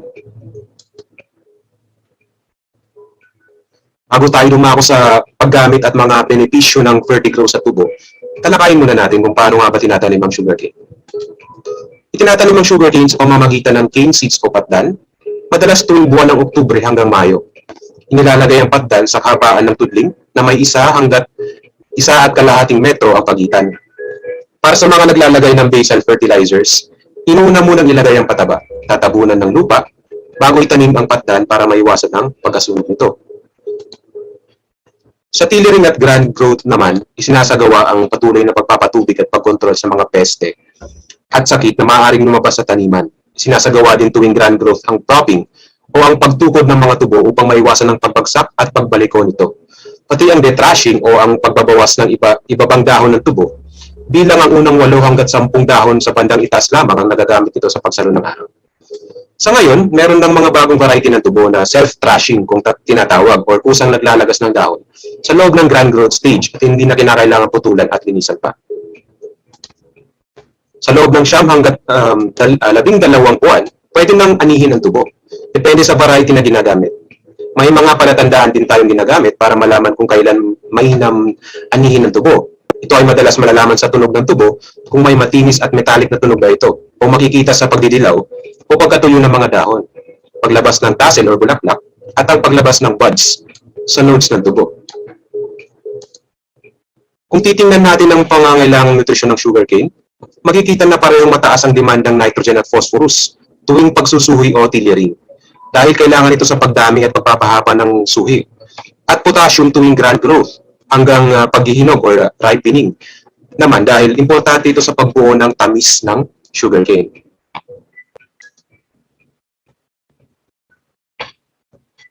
Dahil dito, naging ugali na ang paglagay ng abono kung hindi isang beses tuwing pagtatanim, ay kundi 3 beses tuwing ikalawa at ika-4 na buwan upang tumugma sa pangangailangan ng tubo. Ito ang kaibahan ng conventional na abono sa Fertigrow Nano Fertilizers. Dahil sa slow nutrient release ng Fertigrow Nano Fertilizers, isang beses tuwing pagtatanim lang inilalagay ang Fertigrow at hindi na kinakailangan na maglagay ulit ng abono sa ikalawa at ika-4 na buwan. Dahil din dito, tumutugma ang availability ng nutrisyon sa demand ng sugarcane. Kaya maiwasan ng losses at mas mapapababa ang kinakailangang abono ng 45% o 45% kumpara sa conventional na abono. Sa isinagawang pagsusuri ng aming grupo sa Lagrana, Negros Occidental, makikita na mas maganda ang pagtubo ng sugarcane na ginamitan ng Fertigrow Nano Fertilizers na ibinaba ang rate ng 45% kumpara sa conventional na abono na ginamitan ng blanket recommendation.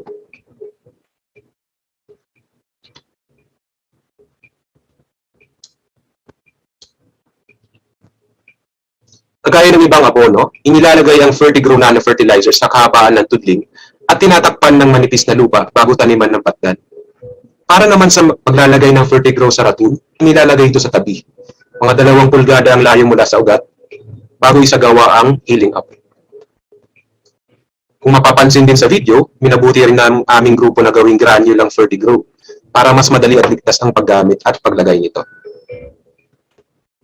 Kung susuriin naman ang kikitain sa paggamit ng Fertigrow Nano Fertilizers kada hektarya, makikita na malaki ang ani sa Fertigrow na umaabot sa 75 tonelada ng tubo. Bukod pa dito, ang magandang pagpapatubig at pag-aalaga ng tubo, pagliit ng kinakailangang dami ng abono, at gastos sa pagpapalagay nito ay nagdulot ng malaking pagtaas ng ani at kikitain na umabot sa mahigit 117,000 piso. Samantalang ang conventional fertilizer naman ay meron lamang 58,000 pisong kinita. Sa madaling salita, kung gagamit kayo ng Fertigro Nano Fertilizers para sa pananim na tubo, magkakaroon po kayo ng nasa mahigit 59,000 pisong dagdag kita mula sa naaning pananim kada hektarya. Bukod sa mga nabanggit na benepisyo ng Fertigro Nano Fertilizers, ito ay ilan pa sa mga kagandahan ng Fertigro kaugnay sa Good Agricultural Practices or GAP. Ang ibinigay na recommended rate at oras ng paglagay ng Fertigro Nano Fertilizer sa tubo ay resulta ng masusing pag-aaral sa isinagawang optimization at field validation trials ng aming grupo. Ang Fertigro Nano Fertilizers ay mabisa rin upang mapataas ang nutrient efficiency at mapababa naman ang nutrient losses ng abono dahil sa slow nutrient release nito. Dahil dito, mas mapapababa rin ang gastos sa pagpapalagay at kinakailangan dami ng abono sa tubo ng ng dami ng abono sa tubo ng 45%. Ito naman po ang ating tatlong Fertigro Nano Fertilizers. Meron po tayong Fertigro N na may 29% nitrogen at nagkakahalaga ng 894 pesos per bag. Ang Fertigro P na mayroong 13% P2O5 at nagkakahalaga ng 990 pesos bawat bag. At Fertigro K na potassium na mayroong 48% K2O at nagkakahalaga ng 1,200 pesos per bag. At dito na po nagtatapos ang aking presentasyon kung paano gamitin ang Fertigro Nano Fertilizer sa pananim na tubo. Ang proyektong isinagawa ay pinangunahan ni Dr. Ferdy Sanchez sa tulong ng DOST PCAARRD, Agrana Research and Training Station na pinamumunuan ni Dr. Emmanuel G. Samson, Hacienda Estella Agraria Reform Cooperative na pinamumunuan naman ni Mr. Nelson J. Agotmo at iba pang bumubuo sa proyekto ng Fertigro. Maraming salamat po sa pakikinig at naway maging masagana at maunlad ang inyong mga ani. Salamat po. Magandang hapon po sa lahat ng partisipante at bumubuo ng programa ito. Ako po ay nag-aalala at nagpapasalamat sa oportunidad na maanyayahan na magbigay ng aming obserbasyon patungkol sa Fertigro Nano Fertilizers. Emmanuel Samson po, Station Manager ng UPLB CAPS, Agrana Research and Training Station. Dito sa amin, hindi lamang dito sa istasyon, kundi sa buong isla ng Negros, ang pagtatanim ng tubo ay ang pangunahing pinagkakakitaan. Dahil dito, kilala din kung hindi man nangunguna ang Negros sa larangan ng sugarcane production. Ang amin pong istasyon ay naging kabilang sa isang progresibong kaganapan sa industriya ng agrikultura. Malugod po pong pinabahagi sa inyo na sa aming istasyon sa Lagrana, Negros Occidental, isinagawa ang pagsusuri ng epekto ng makabagong teknolohiya sa pataba sa lupa o fertilizers. Noong sinimulan po ang trial, una pong naming napansin na medyo may kahirapan sa pag-a-apply ng Fertigro Nano Fertilizers dahil powder ang anyo nito. Dahil dito, minabuti po ng Fertigro team na gawin itong granules para sa mabilis at ligtas na paggamit. Sa mga field trials naman po na isinagawa, makikita sa umpisa ay hindi ganon kalayo ang naging diferensya sa pagkabuuang pisikal na karakteristik ng tubo na ginamitan ng Fertigro Nano Fertilizers at ng commercial na fertilizers. Ngunit habang tumutubo at bumubulang po ang mga tubo, naobserbahan at napatunayan din sa mga datos na mas naging maganda ang pangkabuuang paglaki ng tubo na ginamitan ng Fertigro. Mas madami ang tumutubong tillers o sipil ng tubo na naging dahilan ng mas madaming ani. Kami dito sa Lagrana ang pangunahing pinagkukunan namin ng budget sa aming mga aktibidades ay ang sugarcane production. Dahil sa proyektong ito na nabuo ng Fertigro Nano Fertilizers, nakita namin na kung ito ay gagamitan ng pataba sa aming mga pananim na tubo, ay mas makakatipid kami sa gastos sa mga sugarcane operations. Katulad na lamang ng labor cost. Isang beses lang ito i-apply. Ang mga resulta ay mas maganda pa ang paglaki at ani ng tubo. Mas malaki ang ikitain, lalo na ang mga tinatawag na small farmers na hindi kalawakan ang lupang pinataniman ng tubo. Dahil sa mas mababang gastos sa inputs, ngunit may malaking ani. Nakakatuwa pong isipin na ang makabagong teknolohiyang ito ay lubos na makatulong sa problema ng mga sugarcane planters. Lalo na po na laging taas-baba ang presyo ng sukat. Sana po ay masubukan natin ang paggamit ng Fertilizer Nano Fertilizers upang mapatunayan natin ang bisa ng teknolohiyang ito. Maraming salamat po at mag-ingat tayong lahat.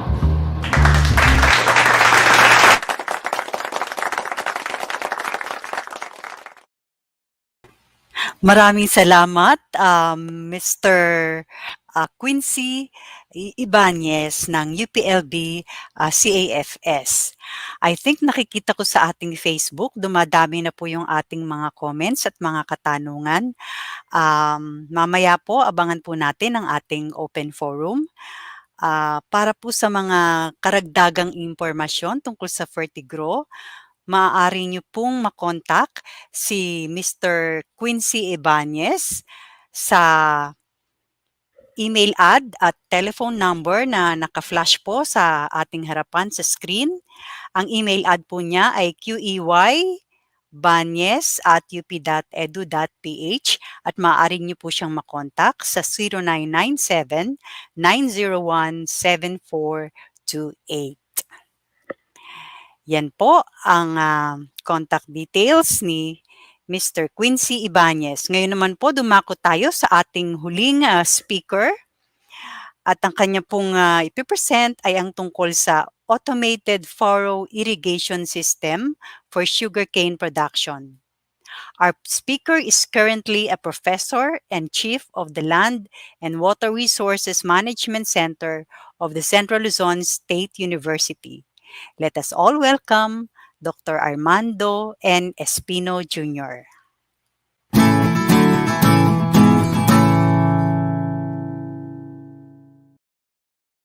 Several challenges facing the sugar industry in the Philippines. We have to produce sugar efficiently, more productively, at lower cost. We have to consider climate change causing damage to sugar industry in the past years. In the expansion of production area, the availability of water should be taken into account. The average age of Filipino farmers is around 57 to 59 years old. Kailangan po natin gumawa ng mga tamang hakbangin upang matulungan at maiangat ang industriya ng tubo. Ang kasalukuyan pong produksyon ng tubo sa Pilipinas ay nag-a-average ng 60 tonelada ng tubo bawat ektarya. Mababa ang produksyong ito kung ihahalin tulad sa ating mga karatig bansa na nagpo-produce din ng tubo. Thailand has an average yield of 70 ton cane per hectare, while Brazil can achieve 150 tons cane per hectare. Ang aming pong programa sa tubo ay naaayon sa hangarin ng Philippine sugar industry. Our efforts have focused on developing productive, viable farms yielding 75 ton cane per hectare and the expansion of production area.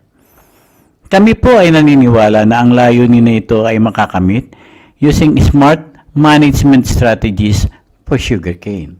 May iba't ibang pamamaraan ng pagpapatubig ng tubo sa Pilipinas.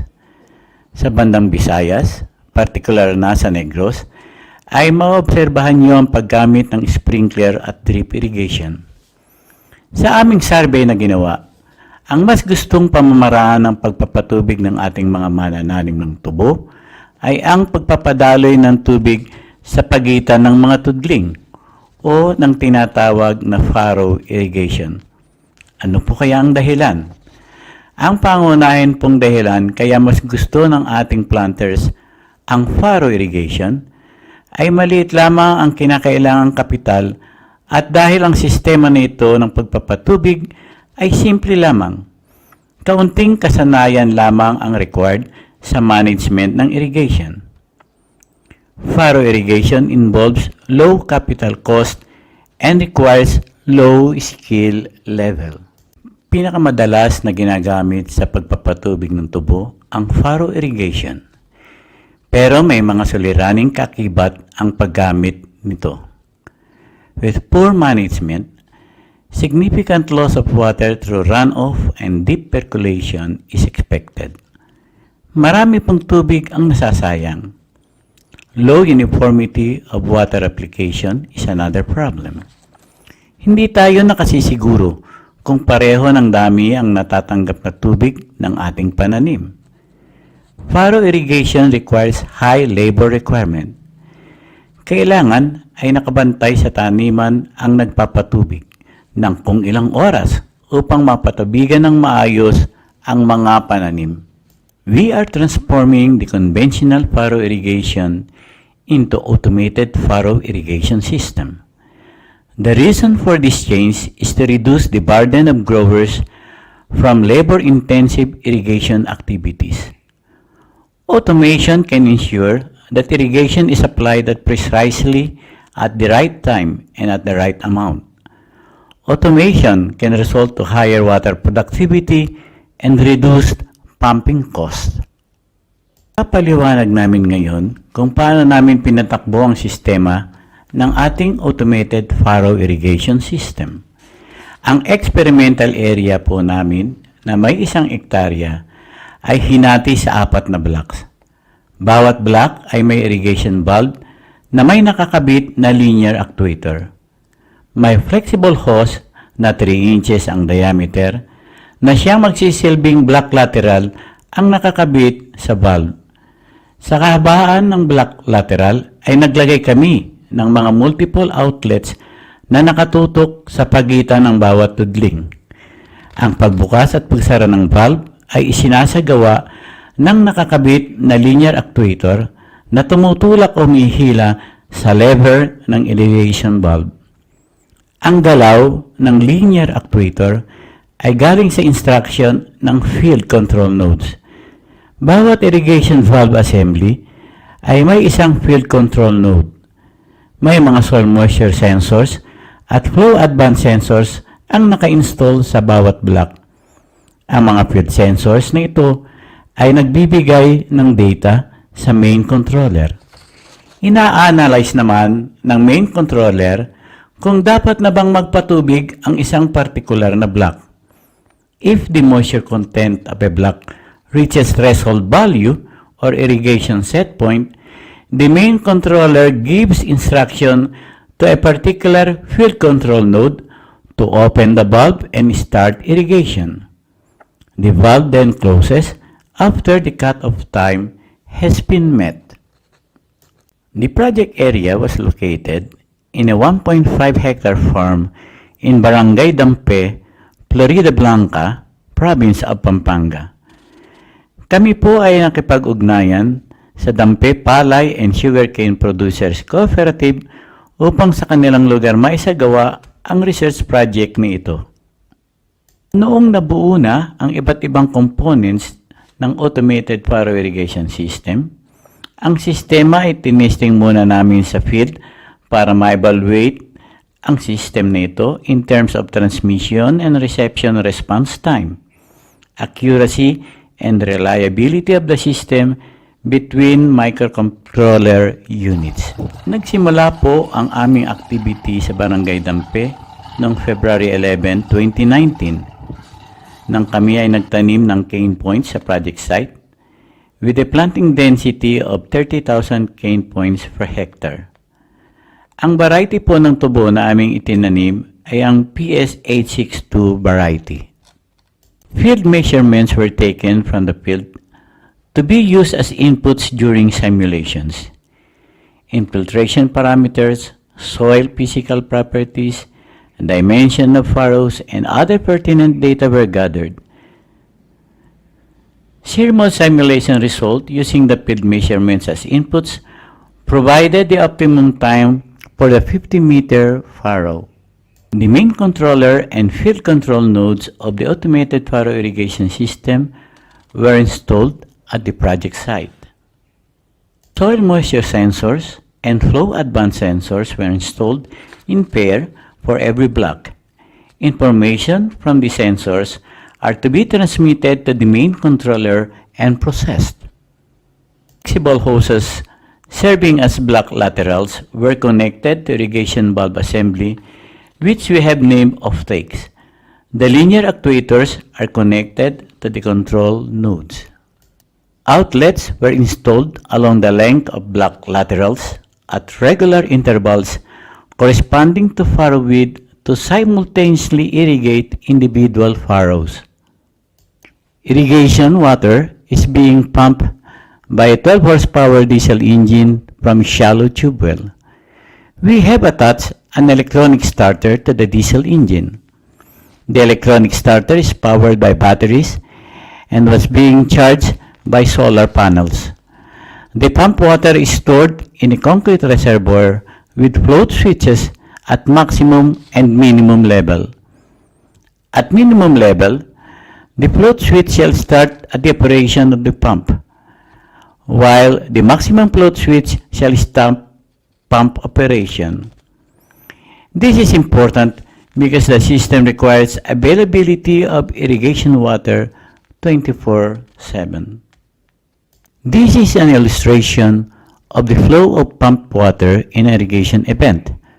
From the concrete reservoir, water flows into the main line. When the offtake of a block is open, flow goes into the block lateral and simultaneously each individual furrow is irrigated. The opening and closing of the valves at the offtakes can also be manually and remotely controlled by a mobile application that the project was also able to develop. Plant height measurements were taken on a monthly basis. Data showed that the height of sugarcane stalks were significantly higher in blocks irrigated by the automated furrow irrigation system. The crops were harvested manually last January 28, 2020, about a year after planting. The average yield for each block were determined. Yield in automated furrow irrigation system irrigated blocks is higher by 58% as compared to blocks irrigated by conventional furrow method. We had a water savings of 47% and a significantly higher water productivity. The juice of the harvested sugarcane were extracted and analyzed in the laboratory. Juice analysis revealed that the amount of sugar that can be recovered for every ton cane of sugarcane is consistently higher in blocks irrigated by the automated furrow irrigation system. Our benefit cost analysis, a benefit cost ratio of 2.88 was realized in blocks irrigated by the automated furrow irrigation system, while the conventional method had a benefit cost ratio of 1.45. Pakinggan naman natin ngayon kung ano ang masasabi ni Ginoong Ruperto Sibug, ang ating planter cooperator sa automated furrow irrigation system na miyembro din ng Dandampe Palay Sugarcane Producers Association. Masasabi ko yung pag-irrigate sa tubo, madaling lumaki yung tubo, saka diretso yung paglago ng tubo. Sa uso pa ako, parehas yung dali ng tubig sa tubling ng tubo. Diretso lang sa kwan. Di pa ng manual, gagamit ka pa ng asarol para lagyan mo ng daanan yung tubig. Saka automatic yung pagkuha ng tubig pagka napuno na, automatic mag-off yung valve, lilipat sa kabila.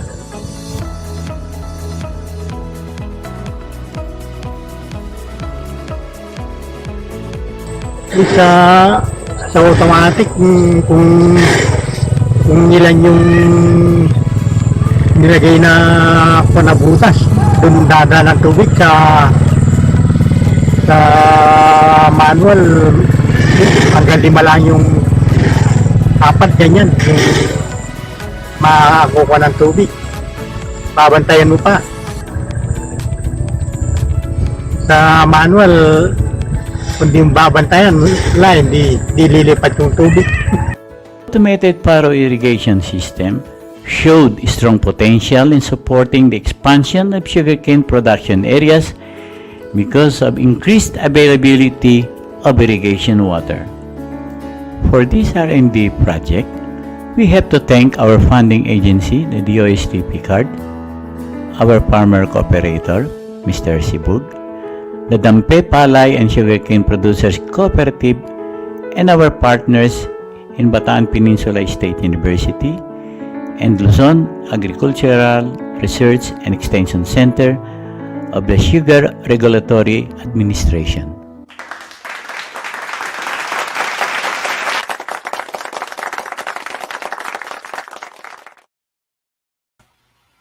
Maraming salamat po, Dr. Espino ng Central Luzon State University at gayon din po ang kanyang farmer cooperator na si Mr. Ruperto Sibug ng Florida Blanca, Pampanga. Dumako naman po tayo sa pinakahihintay na portion ng ating mga Facebook live viewers at ito po ay ang ating open forum. Inaanyayahan po namin ang aming mga resource speakers na sumagot sa mga katanungang ipa-flash sa screen para sa question and answer portion na ito. Para po kay Mr. Armones, ang katanungan po ay what specific cane variety gives highest LKG per ton cane, and what is the top producing variety for this year 2021? Ito po ay galing kay Luisa Moreno or kay Jea Omay at kay Jea Omay.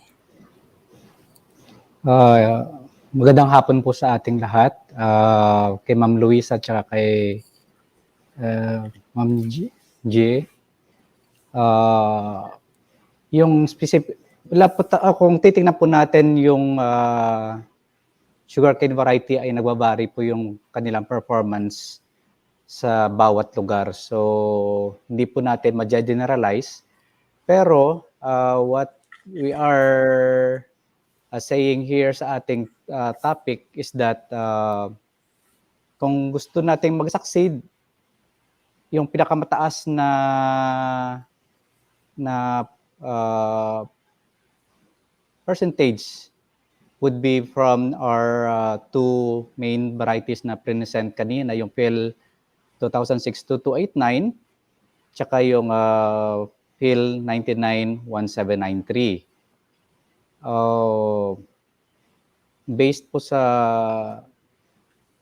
what is the top producing variety for 2021, yung crop year 2021 po is hanggang next year pa. Pero what we are seeing now sa ating mga big planters is that yung ating Phil 2006-2289 yung masasabi nating nagbibigay na ngayon ng magandang LKG per TC sa ating usually mga plantations na nag-a-adapt na ng ganitong variety. Okay, para naman sa ating susunod na katanungan, galing kay Ian Paul Perez. Ito ay para kay Dr. Padilla.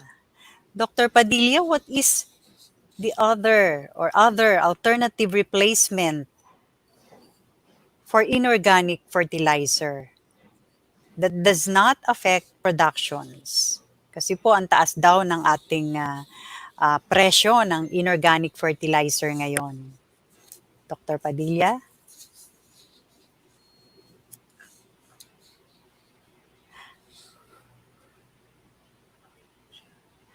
Dr. Padilla, ang inyo pong microphone ay nakamute. Makikiulit lang po ang inyong mga sinabi. Okay. Good afternoon to everyone. Good afternoon, Ian. First of all, I would like to tell you that when Nutrio was developed, the main purpose was to reduce the use of inorganic fertilizer, which is very high and also very high ang cost. So Nutrio, what is your question? Number one. I'm saying that Nutrio is not an alternative replacement. It is a supplement to inorganic fertilizer. When I mentioned it in my presentation, Nutrio, it is plus with inorganic fertilizer, but it is 50% reduction. With that does not affect production. I think the effect of this combination is very good because you have a reduced fertilizer, reduced cost of production, you have an increase in yield, you have a long-term sustainability, and of course, you will have a high income or revenue. Thank you. Okay. Thank you, Dr. Padilla. Narinig niyo po na ang Nutrio ay supplement to inorganic fertilizer, pero magkakaroon po kayo ng 50% reduction in nitrogen. I think in nitrogen or cost of inorganic fertilizer. Ang susunod na katanungan ay para kay Mr. Ibanez. What is the importance of nano fertilizer? Sir? Hi, good afternoon po. Good afternoon, Ma'am Ovi. At good afternoon po sa lahat ng tagapakinig. Okay, so the advantage of using nano fertilizers is that these materials, since they have very small size, actually that's 1/1,000,000th of a meter, ganun po kalit ang nano materials. So they have extremely high surface area to volume ratio. So meaning when these nanomaterials are used as carriers for nutrients, mas madami tayong maloload na nutrients as compared to when using the same materials that are not nano in size. So also, since the nutrients are encapsulated, the nutrients are not immediately exposed to the soil environment. So losses from leaching and volatilization are prevented. So release of nutrients become more controlled. Kaya tinatawag na slow release nutrient formulation. So this will greatly improve the nutrient use efficiency of our fertilizers. So yun lang po. Salamat, Mr. Ibanez o Sir Quincy. Galing naman kay Eliza Per Mendoza at ang tanong ay para kay Dr. Espino. What do you think will be the effect of latest technologies in sugarcane to the laborer? Medyo general po yung question. Siguro, i-specify na lang po natin sa auto-furrow. Ano po ang latest effect ng auto-furrow sa sugarcane?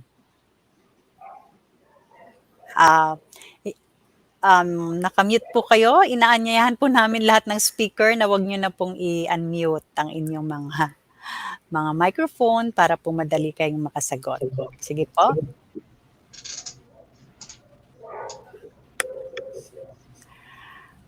Dr. Espino,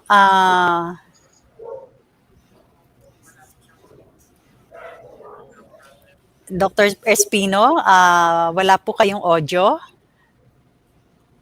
Meron na? Ayan po, sir. Okay. Okay po. So, sorry nakalagay dito sa screen ko, hindi naman nakamute. Eliza, ito ang masasabi natin dyan.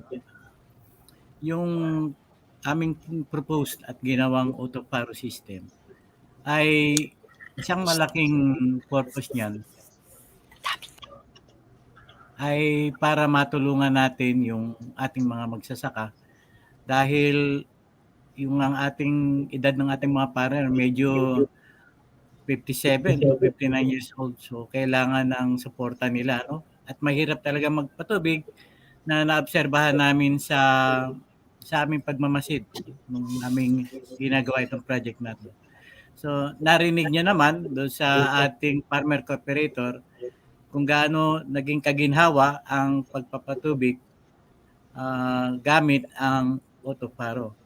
So marirelease sila sa kanilang oras at mas marami pa silang magagawa na ibang activities na nauukol din sa production ng tubo. No? So madadali ang kanilang trabaho, especially sa pagpapatubig. Okay. Bago po yung ating susunod na katanungan, nais ko lamang mag-lift ng isang tanong, magandang tanong, Dr. Espino, tungkol sa autofurrow.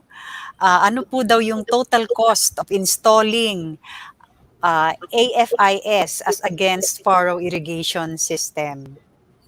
As against the regular furrow irrigation system.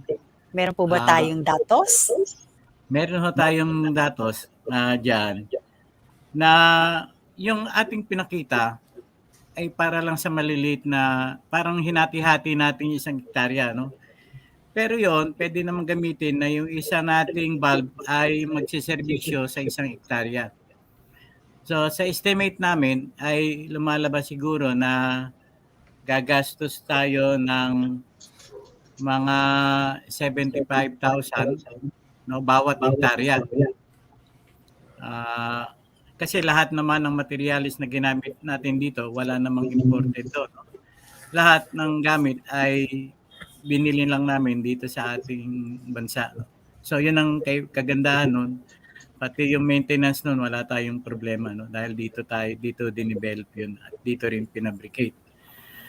So yun ang yung kasing sistema na to, pwede nating i-integrate sa kasalukuyang irrigation support program ng SRA sa ating mga magsasaka. No? So, pwede natin siyang isama upang maging mas lalong epektibo ito upang matulungan natin yung ating mga sugarcane farmers. Okay, maraming salamat Dr. Espino. Pero kung hindi pa na-satisfy si Mr. William Grueso sa kanyang katanungan, maaari niyo po siyang i-email. Kanina po medyo nakalimutan po namin ilagay ang kanyang contact details. Pero Mr. Grueso, si Dr. Espino po ay maaari niyong makontak sa kanyang email address na ayan po, naka-flash na sa screen, anespinojr@yahoo.com.ph at sa kanyang telephone number na 09155882101. Okay. Maghihintay po ako ng mga inquiry niyo sa email. Maging ayun. Maraming salamat po, Dr. Espino. Ang ating susunod na tanong, para naman muli kay Mr. Armones. Sir, what are the recommended methods or artificial interventions to improve the sweetness of canes, especially during climates where it causes the canes to have low sugar? Siguro ito yung pagka meron tayong drought, nagkakaroon ba ng low sugar ang sugarcane? Okay, sige. Yung recommended methods po natin usually ay para mas economical, gumagamit po tayo ng varieties na matatamis. For example, yung ating Phil 2006-2289 na just in case, kasi yung problema natin during rainy season is mababa yung ating yung LKG per TC natin kasi maulan nga. So yung panlaban natin dyan, yung solusyon natin, the easiest way is to plant sweet canes during that season. So yun po yung at saka atin din pong nire-recommend na if possible, mas maganda pong i-harvest natin yung ating tubo 11 to 12 months. Hindi na bababa doon kasi yung sa ibang lugar, kung minsan 9 months, 10 months hina-harvest na nila. So yung nire-recommend po natin is 11 to 12 months para mas nakakasigurado po tayo na yung ating tubo ay mature na, and at the same time naabot niya na yung peak niya when it comes sa pag-accumulate niya ng sugar sa kanyang katawan. Maraming salamat po. So it is during the rainy season pala na bumababa ang LKG. So ang recommendation is to plant sweet sugarcane varieties. Tama po, sir? Okay. So may isa lang po akong katanungan bago yung naka-flash. Para po ito sa Nutrio and Fertigro. May nagtatanong po tungkol sa price. Magkano daw po ang Nutrio at Fertigro? At ito po ba ay available sa I think sa Tarlac, sa bandang Tarlac? Ayun. Doon po sa lugar na 'yon. Unahin po natin si Ma'am G Padilla. Magkano po ang Nutrio? Ang Nutrio sa ngayon is 350 per 100 grams. That is 1 packet. Kasi ang requirement sa sa tubo ay 10 pakete. So kada 20 packets, 2 beses na ina-apply, 2 months and 4 months. So ang magiging cost ng Nutrio per hectare is 2,500. 2 beses lang na inilalagay yun, ini-spray. Okay. So, kay Mr. Quincy Ibanez naman, magkano daw po ang Fertigro? Kung may interested na bumili or mag-order sa UPLB. Po, so Fertigro will be available soon po. Team is still currently working on the necessary permits, establishing partnerships and collaborations for fertilizer mass production. So prior to market release. So sa ngayon hindi pa po siya available, but it will be available soon po. Okay, so Fertigro will be available soon while Nutrio is already available. So sabi nga ni Dr. Padilla, ang cost ay 3,500 for 1 hectare. And Fertigro nga, correction po ma'am, ang cost po ng isang pakete ay 350 pesos. Kaya naging 7,000, ayun ay cost per hectare kasi ang kailangan sa isang hektarya ay 20 pakete. So ang isang pakete ay 350. Okay. So 20 packets po ang kailangan sa isang hectare. Tama po? Tama po. 20 packets at ang isang pakete ay 350 pesos. At ang application po nitong 20 packets na to ay 10 packets for the first 2 months after planting, and yung the next 10 packets ay 4 months after planting sugarcane. Tama po. Tama po. Okay. Salamat po, Dr. Padilla. So very soon, lalabas na po ang mako-commercialize na din po ang Fertigro at yan po ay inihanda na ng UPLB. Ang ating susunod na katanungan naman ay galing kay Loverich James. Ito ay para kay Mr. Ibanez. For instance, a certain field did not undergo soil analysis. Is there a standard protocol for fertilizer application in sugarcane?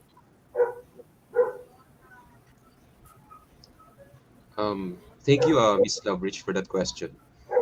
Actually, in order to have a more efficient fertilizer application, it is really necessary to conduct initial soil characterization, meaning we need to measure the total N, available phosphorus, exchangeable K, pH, organic matter, CEC, etc. So we can diagnose which nutrients are present in deficient levels or excess levels, and we can come up with a more accurate fertilizer rate. So if wala kayong access to a nearby soils laboratory, you can buy a soil test kit. So it is a diagnostic tool which can estimate the levels of NP, NK, and pH in the soil. So qualitative siya. And actually, mabibili nyo to sa UP Los Baños, and you can also send your samples for analysis sa Soils Analytical Services Laboratory. Yan, nag-plug na po ako.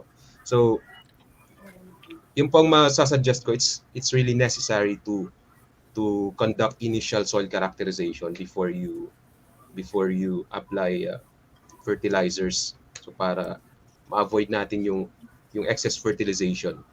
So you're just applying fertilizers in the right amount and timing din. So yun po. Okay, mahalaga po yung sinabi ni Mr. Ibanez na magkaroon muna ng soil analysis or soil characterization bago tayo mag-apply ng fertilizer para walang excessive amount ng fertilizer at para ma-determine natin yung right timing and amount na kailangang ilagay na nitrogen, phosphorus, and potassium. Ang ating susunod naman na katanungan ay para kay Dr. Espino.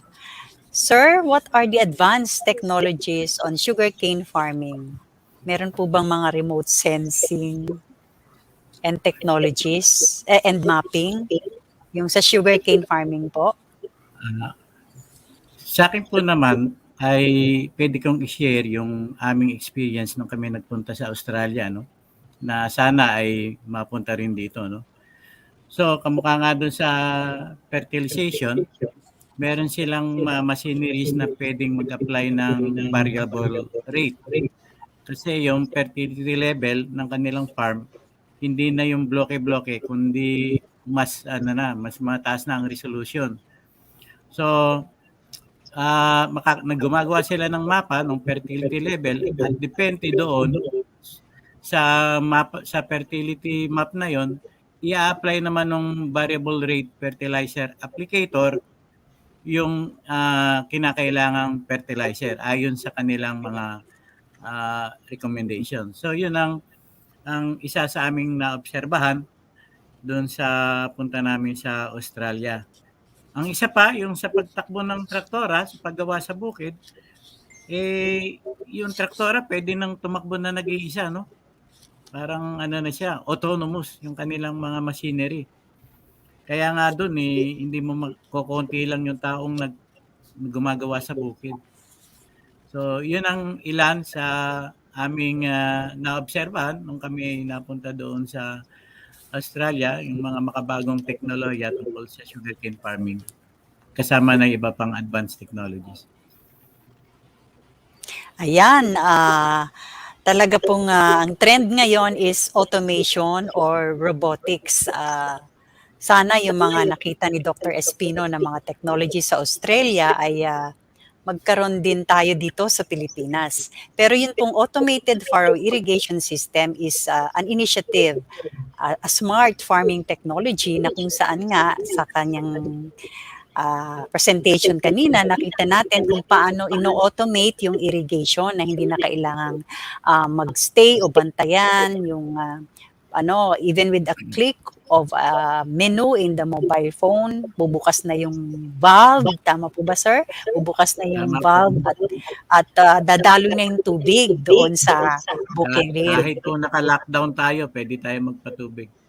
Ayun, so kahit naka-lockdown, okay, di ba? Maganda pong teknolohiya yan. At I think may nakita po akong tanong from Bel Surara tungkol sa age ng mga farmers natin. Nabanggit po kanina ni Dr. Espini yon na aging na yung ating mga farmers, di po ba? Ang average age ay 56 to 59. Kaya po tinatarget po natin na magkaroon ng smart farming technologies, automated robotics sa sugarcane production para po ma-address itong ating kakulangan sa mga laborers dahil aging na nga po yung population ng ating farmers at ma-encourage din po yung ating mga kabataan na mahilig na sa mga automation at sa mga robotics. Okay? Meron pa po ba tayong katanungan? Okay, para naman kay Mr. Armones. Ano daw po yung drought-resistant na varieties? Salamat sa tanong ni Sir Kenneth. Meron po tayong drought tolerant na varieties. Yung kanina pong diniscuss natin, yung Phil 2006-2289, tsaka po yung Phil 991793. Drought tolerant po sila in a sense na kahit mayroong drought, naapektuhan din sila, pero yung kanilang performance when it comes sa kanilang yield ay hindi masyadong apektado. So yun po yung nire-recommend natin sa mga areas na kung saan medyo kulang yung tubig, medyo dry yung climate condition doon. Yun po yung mga nire-recommend natin na mga varieties. Okay, so yan po yung mga drought-resistant varieties. Kenneth Fernando. Okay. Galing naman kay Edwin Gelogo for Dr. Padilla.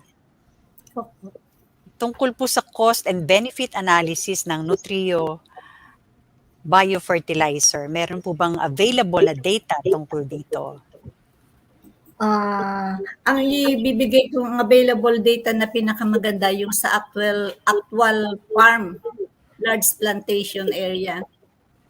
Yung kay Mr. Celso Lahoy-Lahoy, ang kanyang cost benefit analysis sa kanya, ang kanyang ang kanyang gross income is 317,775 with an expenses of 97,000 pesos doon sa gumamit siya ng Nutrio. Nung hindi siya gumamit ng Nutrio, ang kanyang expenses is 90,000 pesos. So ang kanyang net income ay 220,775 pesos at meron siyang added income due to Nutrio na 124,475 pesos. At ang kanyang ROI ay 228%. Okay. Ang laki po ng ROI per hectare po yan. Ano po yung ROI nyo na 200+%, at ang net income ay 250,775. 220. 220,775 para po sa ilang hektarya ito? Sa isang hektarya yan. Per hectare. Para po sa, maganda pala maganda pala magnegosyo sa sugarcane. Ano po, ang laki po ng kita. Para sa mga gustong mag-retire at marami po kayong bakanting lote na gusto nyong taniman, nire-recommenda ko po sa inyo ang sugarcane. Pero syempre, kailangan po malaman natin kung ito ang location o ang soil ay suitable para po sa sugarcane production. Yes. Ang susunod naman nating katanungan para ay kay Mr. Ibanez. When Fertigrow is used, what is the net income per hectare of sugarcane plantation? Galing po yan kay Carlos Garcia, Nosme. Puro po kaperahan yata ito at ang ating mga katanungan ngayon. Sir Ibanez po. Okay, so based po sa field evaluation trials namin sa La Granja, Negros Occidental, ang net income po namin ay nasa 90 tons per hectare po. Ang net income po, ang yield. Ang yield po. Ang yield po ay 90 tons per hectare. Ang net income po namin ay wala po sa akin yung data. I think pwede ko pong i-compute. Okay. Wala po sa akin. Per hectare din po yon, yung 90-ton cane. Ano po? Na yield. Okay. So, maari po yung i-compute sa inyo ni Mr. Ibanez. Yield po ang 90 tons. Baka mamaya ay makompute na niya, sasabihin po niya sa atin. Okay. Sige po. Okay. Ang susunod namang katanungan ay para kay Dr. Espino. Ano po yung mga parameters bago po mag-irrigate ng using automated furrow irrigation system? tama po yung tanong na yan, no? Dahil ang lagi nating sinasagot para magkaroon tayo ng epektibong irrigation ay kung kailan tayo dapat mag-irrigate at kung kailan dapat nating tapusin ang pag-irrigate.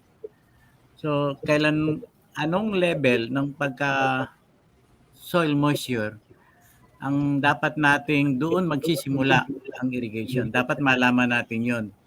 At yun naman ay malalaman sa mga experiment na rin. Ano?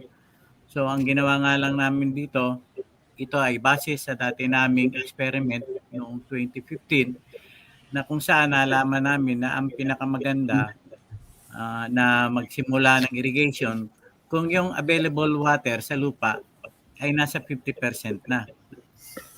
Pangalawa naman, ang kailangan nating malaman kasi medyo maraming dapat tingnan kung Furrow irrigation, ano?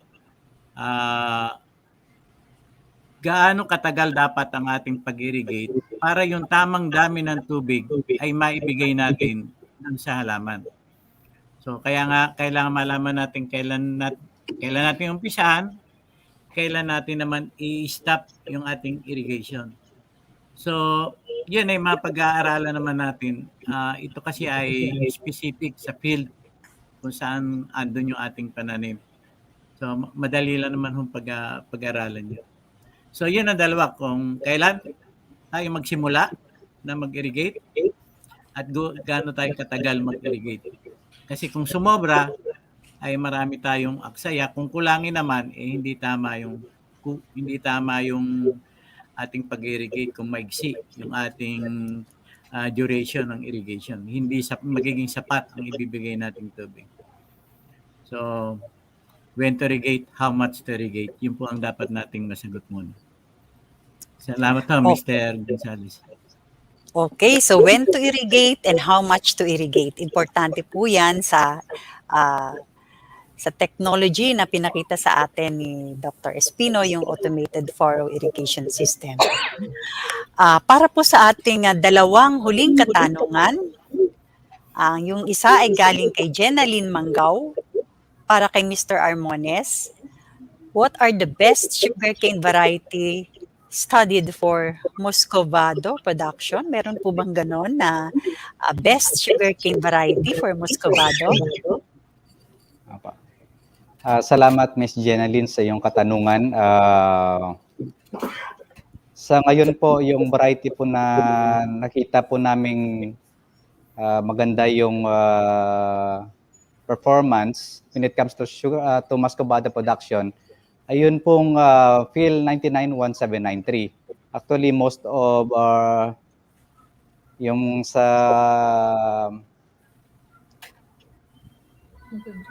yun po yung nakita namin na maganda yung performance at tested na rin for how many years na rin pong ginagamit ngayon pang palit po doon sa mga lumang variety na ginagamit noon for Muscovado production. So Phil 991793 po. Phil 991793. Tama po. Yun. Yung mga gustong mag-negosyo sa Muscovado, tandaan niyo po yung variety na yan. At yan po ay makukuha nila sa SRA? SRA, tsaka sa mga MDDCs, meron na rin po. Mill District. Sa mga milling districts, milling development districts.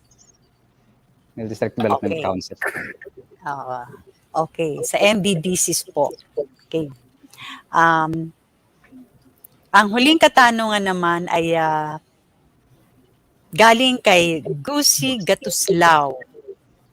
For Mr. Ibanez, what are the concrete solutions to address high cost of inputs, especially fertilizer? Medyo general po yung question, pero I'm sure masasagot to ni Mr. Ibanez. Okay, thank you po sa katanungan, Sir Josie.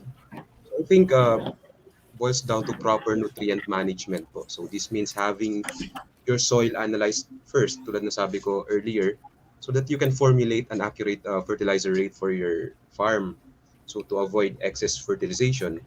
which can lead to higher costs, input costs, and even bukod sa contamination to the environment, right? So you are only applying the amount of fertilizers that the plants require. So through this, mapapababa natin yung input costs natin, labor cost, and yung cost ng fertilizers. So this will significantly reduce your input costs and even improve your potential yield. So yun lang po, ma'am. Okay, maraming salamat Mr. Quincy Ibanez ng UPLB, Dr. Armando Espino ng CLSU, Dr. Virginia Padilla na ngayon ay proprietress ng kanyang Full Might Agricultural Corporation. Dati rin po siya sa UPLB Biotech. At gayon din, salamat kay Mr. Ramon Armones ng Sugar Regulatory Administration. Gusto ko rin pong pasalamatan ang kanilang mga farmer cooperators na nagbigay ng testimonies. Si Mr. Israel Teles, si Sherwin C. ng Negros Occidental, si Celso Lahoy-Lahoy ng Bukidnon, si Emmanuel Samson ng La Granja Research and Training Center, at si Mr. Roberto Sibug ng Florida Blanca, Pampanga. May we remind our participants to stay until the end of the program so they can see the customer satisfaction feedback or CSF form that you need to fill out before we can provide the e-certificates. Okay, so mag-antay po kayo at para makita niyo po or ma-scan yung QR code for the CSF form.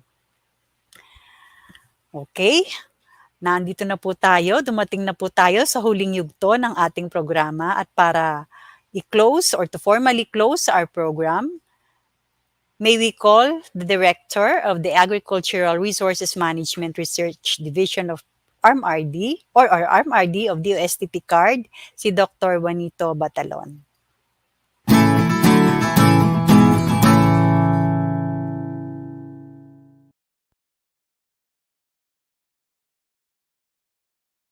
Isang maganda at matamis na hapon sa ating lahat. Una sa lahat ay nais kong pasalamatan si Administrator Hermenegildo Serafica of the Sugar Regulatory Administration, ang aming Executive Director, Dr. Reynaldo V. Iborra, at ang aming Deputy Executive Director for Research and Development, Dr. Feliciano G. Calora Jr., sa kanilang lubos na pagsuporta sa webinar natin ngayon. Nagpapasalamat din ako sa ating mga mahuhusay na tagapagsalita na nagbahagi ng kanilang mga kaalaman at mga makabagong teknolohiya para sa produksyon ng tubo o sugarcane. Lubos din akong nagpapasalamat sa ating mga kasamahan na magsasakang nagbahagi ng kanilang mga karanasan sa paggamit ng mga nasabing teknolohiya at produkto na na-develop ng mga proyektong pinondohan at minonitor ng DOST at PCAARRD. Maraming salamat at pinaunlakan ninyo kami upang kayo ay maging inspirasyon at magbahagi ng kaalaman sa ating mga tagapanood. Ngayon din naman, nagpapasalamat ako sa lahat ng participants na sumubaybay, nanood at nakinig sa ating mga resource speakers online mula sa Luzon, Visayas at Mindanao.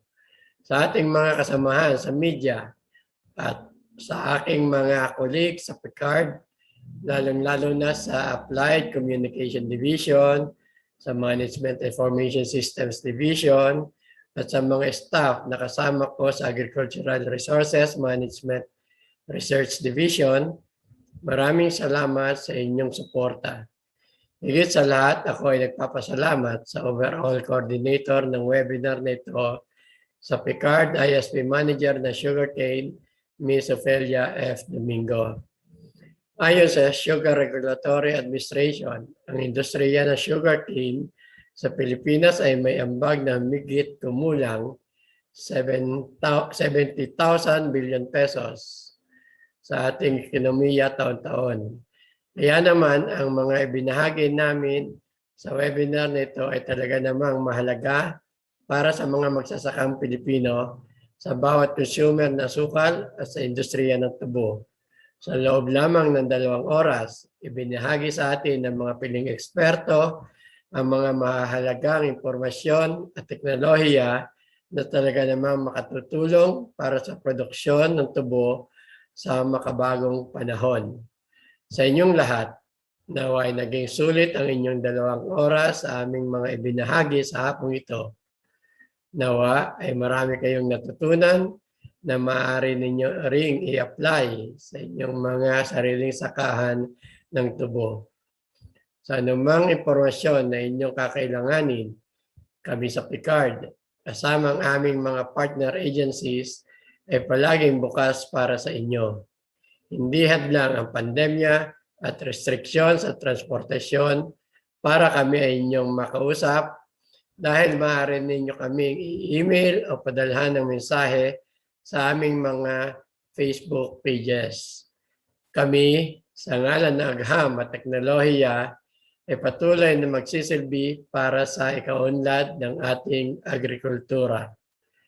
Muli, magandang hapon po sa lahat at maraming salamat. Nawa, mas marami pang magsasakang Pilipino ang tumubo sa tubo.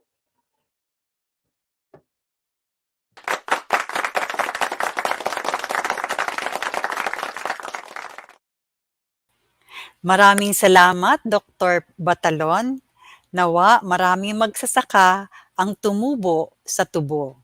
Yan po ang kanyang huling pananalita at nawa po ay ito ay magkatotoo. Okay, sa puntong ito, ipakita naman natin ang QR code and link sa customer satisfaction feedback na kailangan niyo pong sagutan upang maibigay namin ang inyong e-certificate. Makikita niyo po ang QR code sa screen at ang link sa comment section. Muli, maraming salamat sa aming mga speakers, sa almost 300 na Facebook Live viewers at mahigit 300 na nag-comment at nag-66 na mga tao na nag-share ng webinar na ito. Maraming salamat po sa inyong pag-stay sa amin hanggang sa katapusan nitong programa. Sana po ay marami kayong natutunan dito sa webinar na ito. Thank you again and let's all keep safe.